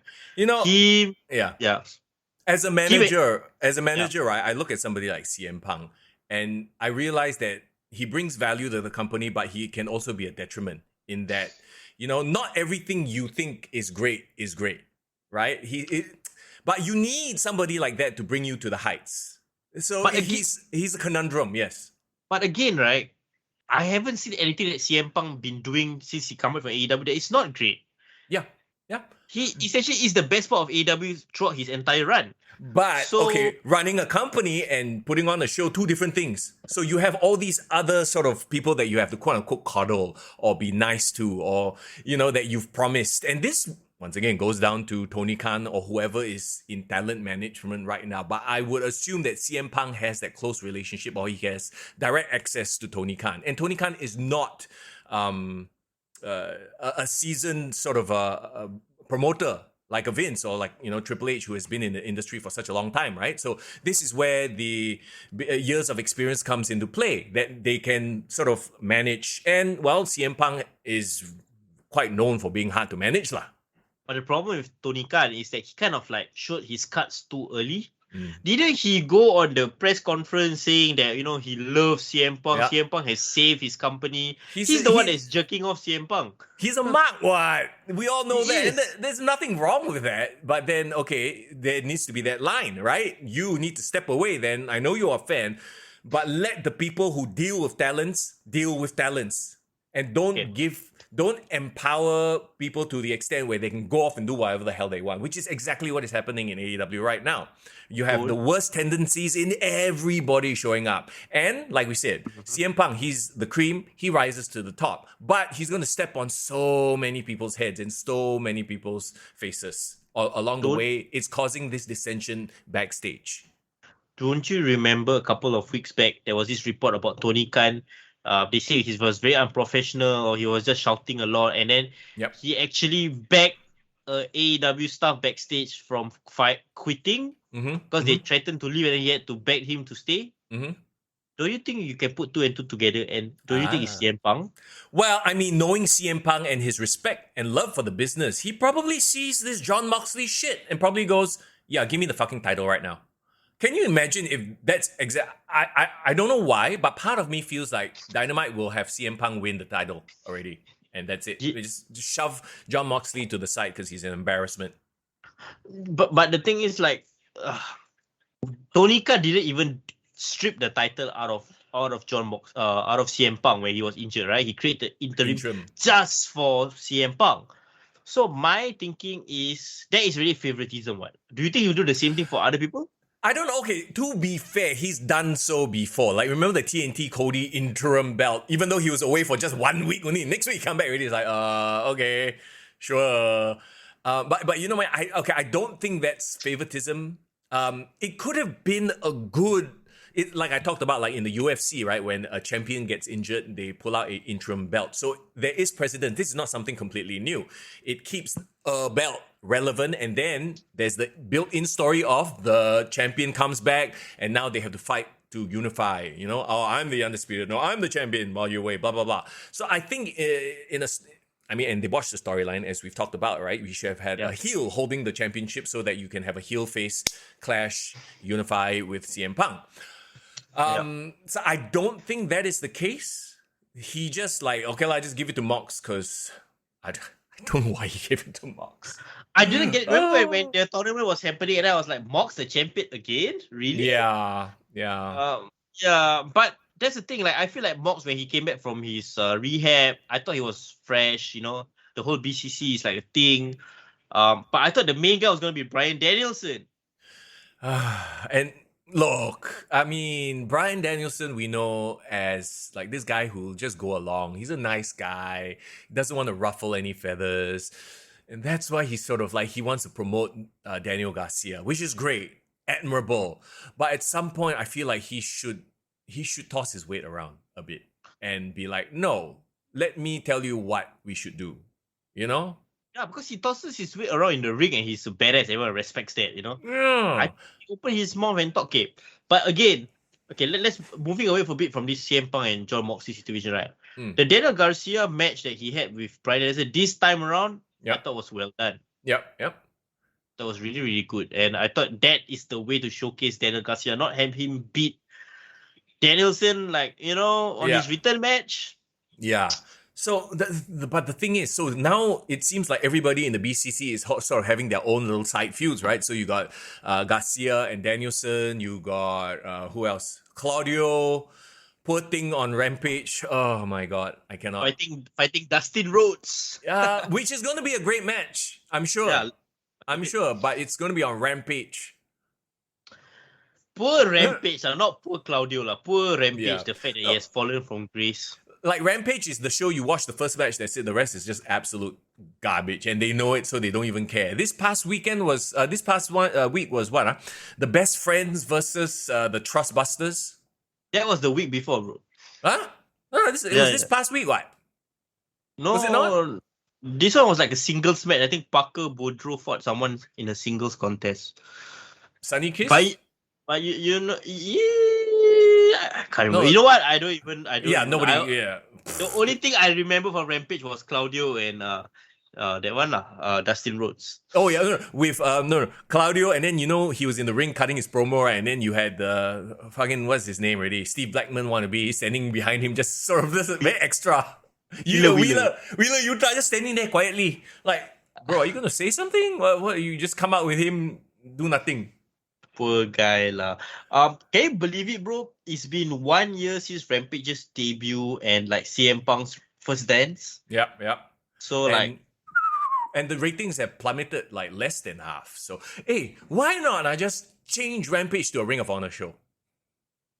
I would do that. Yeah. I don't know, maybe they are working on some sort of other deal on a different network. But as it is, AEW should be worried about themselves, whether they have a network or not, in 2 years' time. Especially when your champion is going around fighting garbage wrestlers, jerking themselves off. Oh my god. But you know what? I will keep the Rampage name and call it ROH Rampage. Sure. Weekly show. Yeah. It's fine. But you're right. If they were to change networks, what's gonna happen to the TNT title and TBS title, bro? Yeah, okay, just rename to whatever network. If they go to Spike, become the Spike Network. If they go to the Disney Plus Championship. Why not? Well, actually, Warner, right? So they would be HBO, the HBO title. Actually, that sounds cool because HBO used to have boxing matches. They still do have boxing matches. Nice. So that sounds legit. Yeah, but I mean, they dug their own hole when they started naming after their networks lah.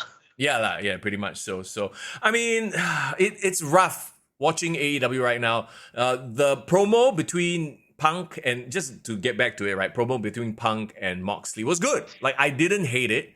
Mox was kept to a minimum. A minimum because you had someone like Punk in there. But the pre-promo where he just went off on Hangman Page. As a Punk fan, did that make you lose a bit of respect? Or was it like, shit on the guy if he's not pulling his weight? No, I actually like it. I actually love the fact that CM Punk is calling out all these people for their bullshit. When he was having all this back and forth with Eddie Kingston like last year. Yep. Like, I love everything because the reason why that made for such great TV was Eddie Kingston is not going to be sensitive and take that shit lying down. Right. Like, CM Punk fuck him, he's going to fuck him back. Then that becomes great television, right? But here's my thing, right? Like, there is something that will lead to an angle. So like, there is the sort of promo that you cut somebody down, but it leads to something. That, like you said, Eddie Kingston will fire back and they can have a fiery match, right? But then with Hangman Page, I feel like it felt like a cheap shot. Like, Hangman Page was not there to reply, nor will he, probably have I don't know what the hell he's doing, honestly. But I think it was a receipt, and that was what it was communicated backstage. Like, CM Punk didn't started it. Okay. Hangman Page did. So, like, in wrestling, physically in the ring, if somebody stirs shit or like punch too hard, like Brock Lesnar fucking whack back Braun Strowman, he's like, okay, I get it. Yeah. So maybe if you want to do a verbal receipt, maybe this is Punk's way of saying, okay, I'm gonna fuck you up, I'm gonna embarrass you right now. You don't repeat the shit that you did that time. But here's the thing. Hangman Page, Young Bucks, they're all that camp, that elite camp. They're all very sensitive boys. Cowboy with deep thoughts, as it were. Oh my god. How is he gonna take that? You know what I mean? Like, this is a totally different sort of vibe, different, I don't want to say generation, but like, you know what I'm saying? Yeah, he's a millennial. Like, millennials are just gonna cry and emo and sing Fall Out Boy songs. I know. Hey. Don't you dare insult Fall Out Boy. Nothing wrong with Fall Out Boy songs. Hey, I love Fall Out Boy, but I cry to Fall Out Boy songs sometimes. I don't know why. Okay. Sure. Okay. Shit. Yeah, it's kind of funny lah. Like it'll be interesting to see how Hangman Pages respond. But interesting, bro. Since he dropped the title, what the fuck has Hangman Page been doing? Nothing. So Yeah. what? Are you going to blame that on CM Punk? Like he's playing No. backstage politics, or if nothing else, I would thank CM Punk for saying my name. Kept me relevant. Oh, right. True. Well, I mean, isn't that what this whole trios title is all about? To keep this group, this faction within the company relevant. So, okay. Anything else you want to add to the Mox CM Punk thing? I can't wait what happens on Dynamite. That's all I can say. I mean, it's made it must watch, but I personally, honestly feel like they're doing it to get rid of the title. I mean, take it off of Mox. So you have a proper champion as opposed to an embarrassment of a champion. But what happens then going to All Out? Is there going to be a new challenges to step up in time? Yeah, Hangman Page. Ooh. Yeah, because they've obviously laid the groundwork for that. Like, I don't know if CM Punk really went in there and like went into business for himself. In a way, maybe it was a setup for the pay-per-view. I'm more concerned with the fact that, you know, you have a champion that's out there embarrassing the sport. Yeah. Like, honestly, I will take CM Punk talking shit about other people if I know he will deliver great promos every week. He will always have great matches. Like, yeah, call him out. Like, if Stone Cold talk shit about someone else, you think everyone's going to get emo about it if you like talk shit about Bubba Ray Dudley or last 20 years ago? Also, there is one more wild card. Imagine he takes the title off. There's this one man that he could feud with that literally doesn't need a belt. You know who we're talking about. Like, no. Let's say CM Punk beats Jon Moxley, unifies the title, he's the champion, and then this person's music plays. Immediately, you have a main event already. Don't even need to build. Bryan Danielson? No. Actually, that's another fella. Sure. Okay. Who do you have in mind, bro? MJF, bro. Oh, yeah. Like, literally, the music has to play. He stands at the entryway and Dynamite. That's it. You have your main event of All Out already. And knowing Tony, right, the moment the Dynamite ends, as first announced on Tony Khan on Twitter, MJF was the same. No. Oh, this is long-term storytelling, blah, blah, blah, blah. Okay, yeah. Calm down, bro. Yeah, I feel like it could be a setup for him to come and just get the title off Moxley and then let him go and do whatever the fuck he wants to do, and then, you know, everyone can be happy. Yeah. Or it could be a schmoz ending. Man, we shall see. But I think I'm fine if it goes to All Out as Punk and Mox. I think it will keep the fire going. Fine if it goes to Mox, MJF and Punk. Honestly, I don't mind a triple threat as well. Hangman Page, Punk and Mox, like get them to settle all their differences out there. Who knows? Yeah. I feel like. Sorry. Shout out to Sir Who's. He just said, "Hi, what did I miss?" You miss a lot, bro. Oh, you miss Effy. You miss Ring of Rebirth. You miss just a lot. A lot of good stuff. Some embarrassing stuff, courtesy of Moxley and AEW. Yeah, please watch it on demand. I appreciate it. But yeah, so okay, that leads us to All Out, which we will talk about, you know, as we get closer. We're only 2 weeks away, right? Yeah, so next week's gonna be our preview show for both. Of All Out and Clash at the Castle. At this point, Clash at the Castle is, I mean, I'm a WWE fan, so okay, this should come to no surprise. But this is the Triple H era of WWE, so my anticipation for Clash is actually higher. My anticipation for whatever the hell is going on with CM Punk is very high. So balances out, I guess. So. Well, if anything, there's a lot for us to watch and talk about. It's just a lot to watch. That's the other thing. It's a lot to watch. Yeah, it is. Clearly I have no life other than wrestling. So. Okay. One more thing. So we talked about the Elite and, you know, the best friends club, basically. Our best friend is back. Is he back too early? Because apparently, according to the commentary, he's still kind of injured. That's why he was wearing a shirt with compression, support and shit like that. Kenny Omega back after 9 months? Yeah. Did they ask him to come back too early because the two boys needed a goddamn title? I don't know. I think it's too early. You can tell he's still injured. Yeah, and he looks weird wearing the shirt, right? It's like The Rock when he came back wearing the singlet because he had tete surgery. Yeah, maybe it's exactly the same. Like he really recovered, but he just haven't taken off all the scars yet. Maybe he got tete plaster on his chest. I don't know. Sure. Sir Who's, please get well soon. He said he kena COVID this week. So yes, please take care of yourself. Drink lots of water, my friend. Oh man, a great way to wake up and please join us. We're gonna dive into Kenny Omega right now. I didn't watch his 9-minute promo of him, masturbating verbally in the ring. Yeah. I couldn't be bothered. What did he say? He called the audience pussycats or like baby cats. Yeah. Why? Okay, so I don't know, the promo like typical elite, like very like double entendre, always got double meaning one, Yeah. When Hangman Page said, it's in these quiet moments, that's when you're a true champ. There's a double meaning. So for Kenny Omega, he was saying like, let me think. Let me kind of reorganize my thoughts. So typical oversensitive bullshit lah. Yeah. Look, the first part of it, he cut a very babyface promo. Which was weird because I'm like, okay, so he's babyface, but then why did he come back with Don Callis? Okay, that's one thing. Oh yeah, okay, that was the big thing. So he and the Young Bucks are face right now. But he came back with Don Callis, who's obviously a heel, a heat. He ain't gonna change. And JR is shitting on him on commentary. So none of this seems to be communicated, Like nobody told JR, okay, now treat him as a face. Because I think Don Callis came to the commentary and just started shitting on JR. Yeah. JR just. So why does he have a heel? Like, it really stinks of I'm just here with my friends. It's very NWO. It's very, Kevin Nash, Scott Hall, bringing Eric Bischoff, bringing all their friends. Yeah. Okay. Now I remember what Kenny Omega said. So he was like kind of throwing verbal shots at some people. He said like, we are not a tribute act. We are not comedy. We are not selfish. We are not in this for selfish gains and selfish means. And like, I think he basically trying to say that, you guys should appreciate the Young Bucks because they are much better than all of you give them credit for. Yeah, I know. And then suddenly Nick or Matt Jackson came on the mic and said like, don't cheer us. You really boot us for a year. And then suddenly he started cutting a heel promo after that. So they're basically being a bunch of belligerent children lah. They're just being sensitive fuckboys lah.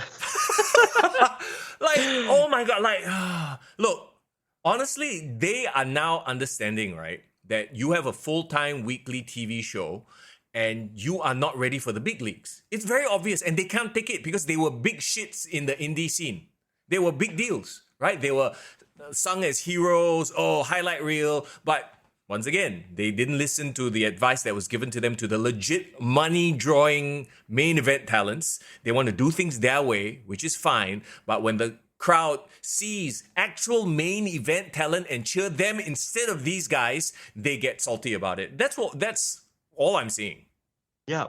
And the thing is about Omega is like, the first part, he was trying to cut a babyface promo. He said that, I'm only saying this right now because you're off TV, so I can like say from the heart, be myself. Sure. But you can't cheer me, right? You can't cheer me during TV because I gotta be a bad guy, blah, blah, blah. And then suddenly he cut into his heel promo, and then he said like, I came back for you guys. Whether I'm injured or I had to put myself back together, I came back for the fans. Sometimes I will hate you guys lah for doing this to me, something like that. Like they said like, you guys are like small cats. I liken you guys to like this annoying house cat where you guys will shit all over the place, poop all over the place. By the end of the day, like, I can't say no to you guys. Something like, it's just so weird. They just basically call the audience cats lah. Irvin says they meta themselves until everyone confused. Sometimes wrestling is better black or white. Look, like, I feel like Triple H had...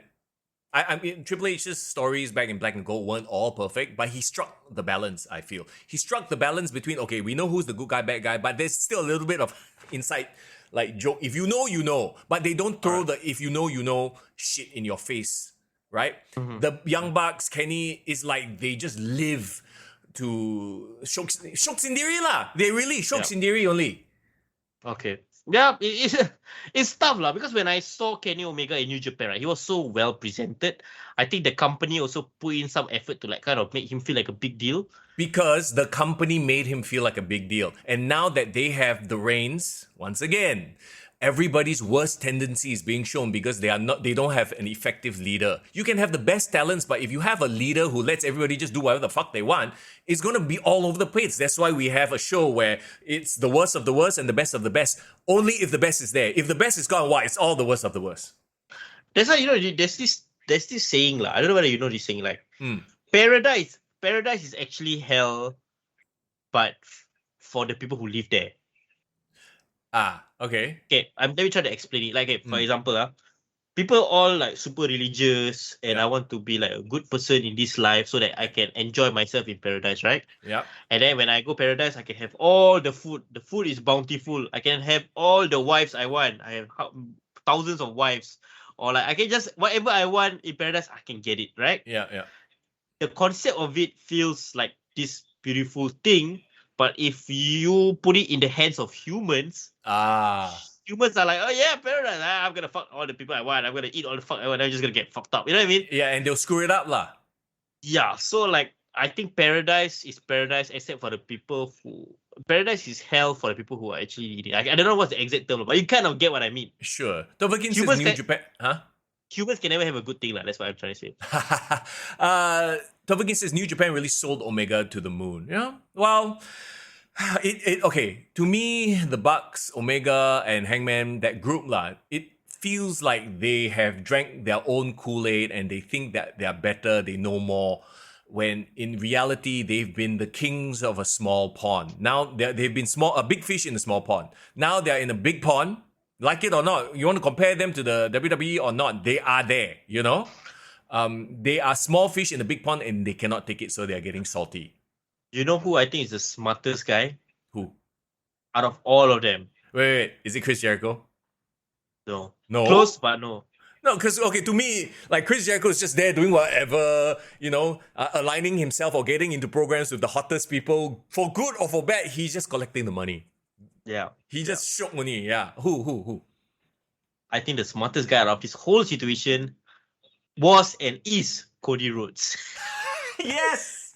He came in, he got all the shine, he elevated himself, right? I'm sure he got a nice paycheck for him and his wife. And then when he realized there's too much bullshit going on here, it's like, okay, I've elevated myself to main event talent status. Now I go to where main event status people are actually promoted in the right way. The best part is, before Cody Rhodes left WWE, Young Bucks were already a thing. Kenny Omega was a thing. So when Cody Rhodes left WWE and he was like all alone and like had to rebuild himself, he sought advice from Kevin Owens, and Kevin Owens says like, go reach out to the Young Bucks. The Young Bucks will take care of you in the indies. So he went, he established himself within the elite. He built up, some sort of cachet there. Yeah. Then using the thing that, like the fame that he got from the elite, he built his own nightmare shit. Became his EVP self. He was the only guy that actually tried to act like an EVP. He tried to be a talent relations guy, tried to sign people, blah, blah, blah. Yeah. And when he realized like all this shit, he could see it from afar. He's like, okay, this trouble in paradise is going to come anytime sooner. I thought you're going to take care of my own problems. I'm just going to fuck off. Yeah. Smart, right? Super smart. Some people are just good performers, but they're not good leaders. And I think if anything, like, Kenny and the Young Bucks, they've shown it, right? The tag team division, atrocious. The women's division, atrocious. Now they moved that responsibility over to Madison Reigns, so we'll see, how that changes and everything. I know, didn't they hire Tony Schiavone to be talent relations as well? Did he do talent relations for WCW back in the day? No, he was mostly commentary guy. I don't think he ever done a backstage role. Ooh. But you think as talent relations, you need a good guy there, lah. Like somebody that the talent kind of appreciates. So even if they have to give the hard news, they're like, okay, I accept it. Yeah.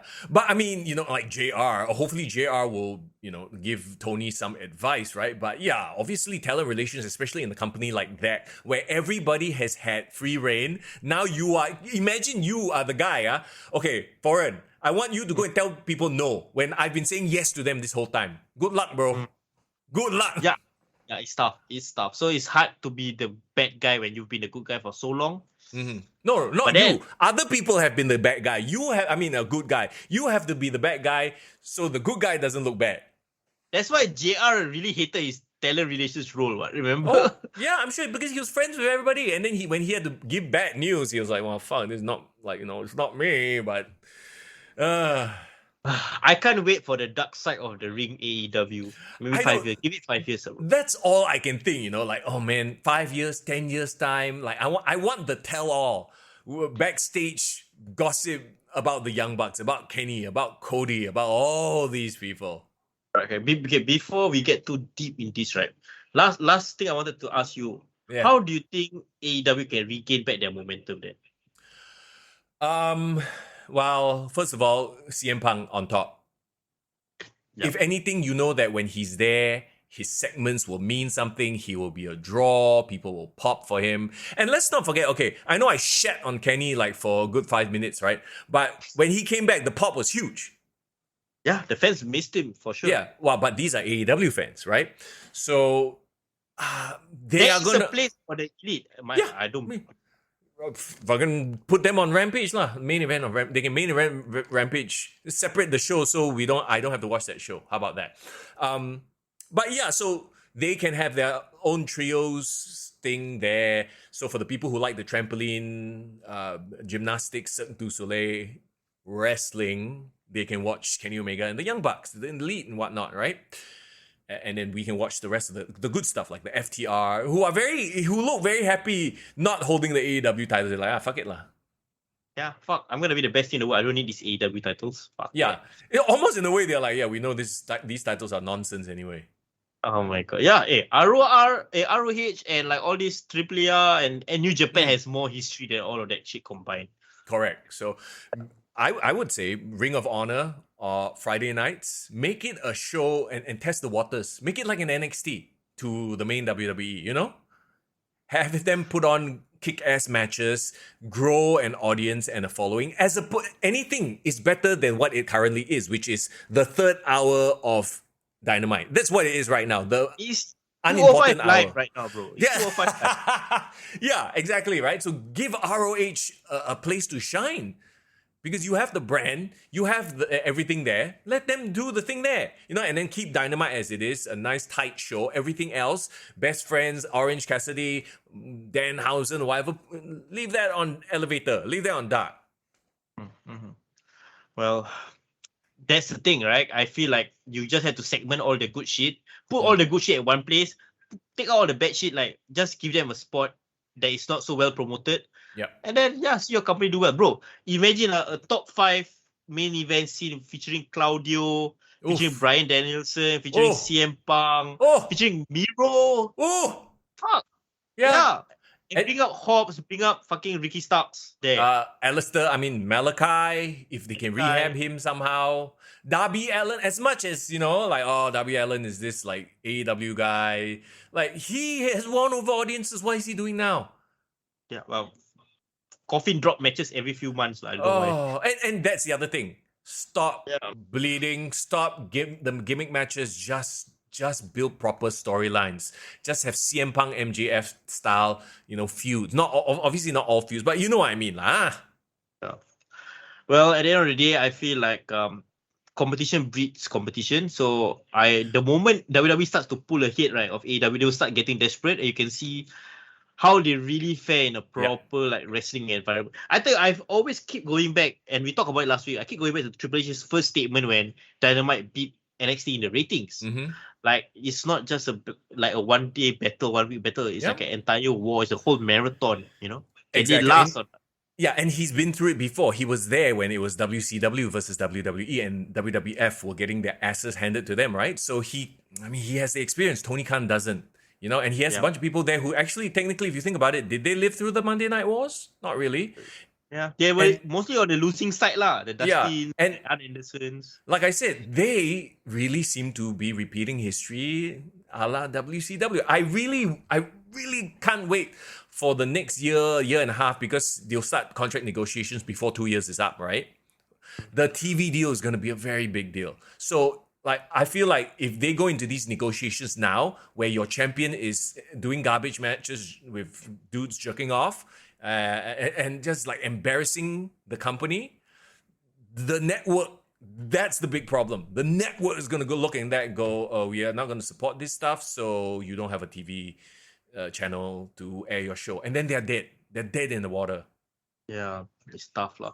I think at the end of the day, more fun for us to watch, more content for us to see and talk about, right? Exactly. Well, I don't know. I could do with less wrestling to watch. Less bad wrestling. Less bad wrestling. Okay, good wrestling I will watch, but bad wrestling is like, oh, it's tough, man. It's tough. Well, can't wait. I can't wait what's going on. Is like I said, this is the fall period of the year, and it's the most exciting time in wrestling. Not normal, for sure. Well, we have All Out, we have Clash at the Castle coming up, so that is definitely something to look forward to. We will be here for that next week to preview it, and then the week after, you'll get our reactions. So Clash is on a weird day, right? Remember, we talked about it being on like a Saturday morning?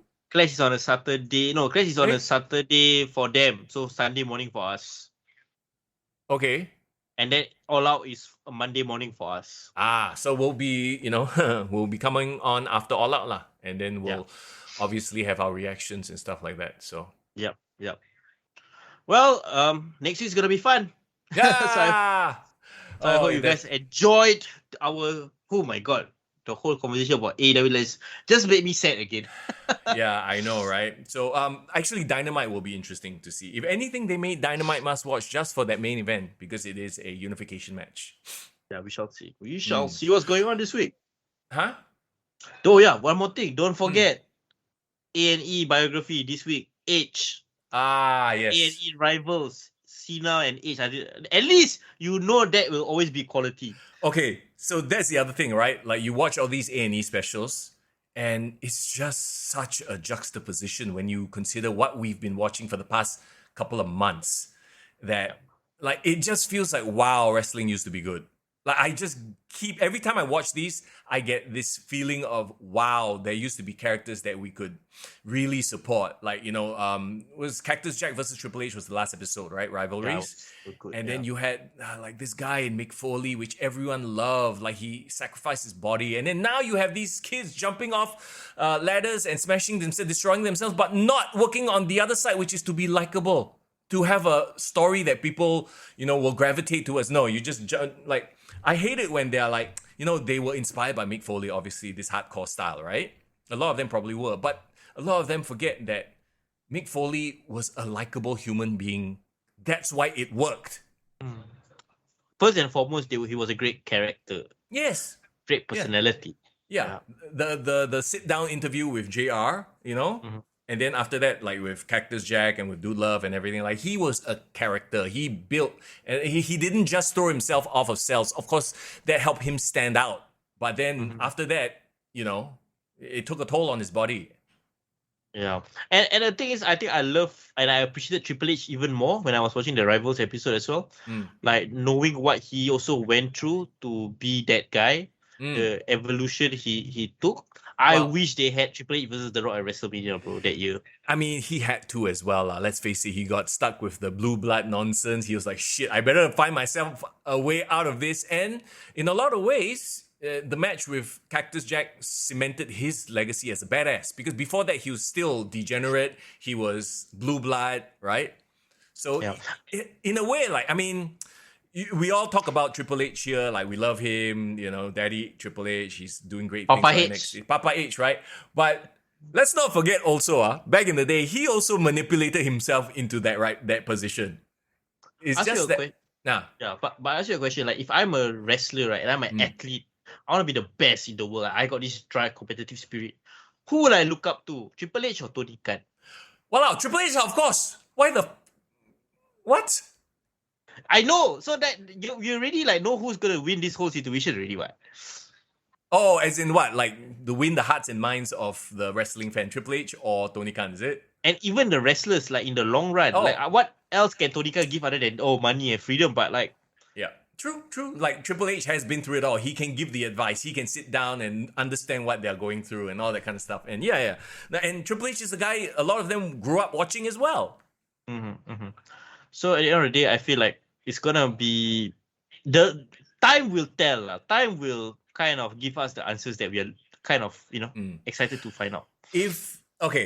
Just to put a bow on it, right? I feel like, obviously I don't want AEW to go out of business. I want them to compete with WWE so it keeps them on their toes at the end of the day, right? Competition, we always say, is a good thing. Yeah. But I feel like for AEW to get their shit together right now, a lot of it is on Tony Schiavone, strangely enough.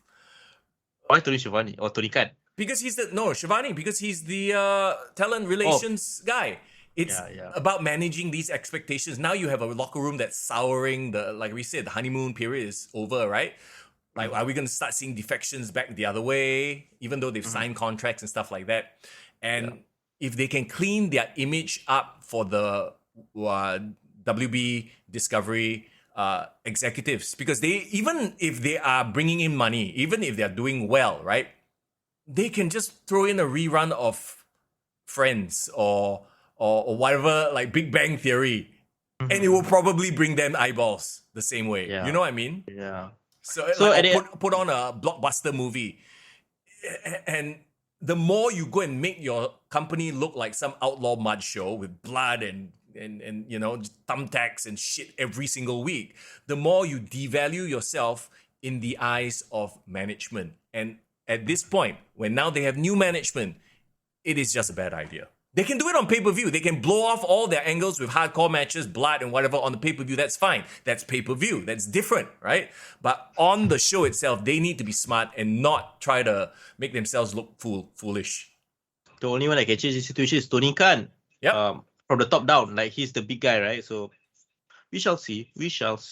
Okay, with that said and done, everybody, thank you so much for hanging out. Please go and enjoy the rest of your Monday. Enjoy what's left of it anyway, and do what you need to do, people.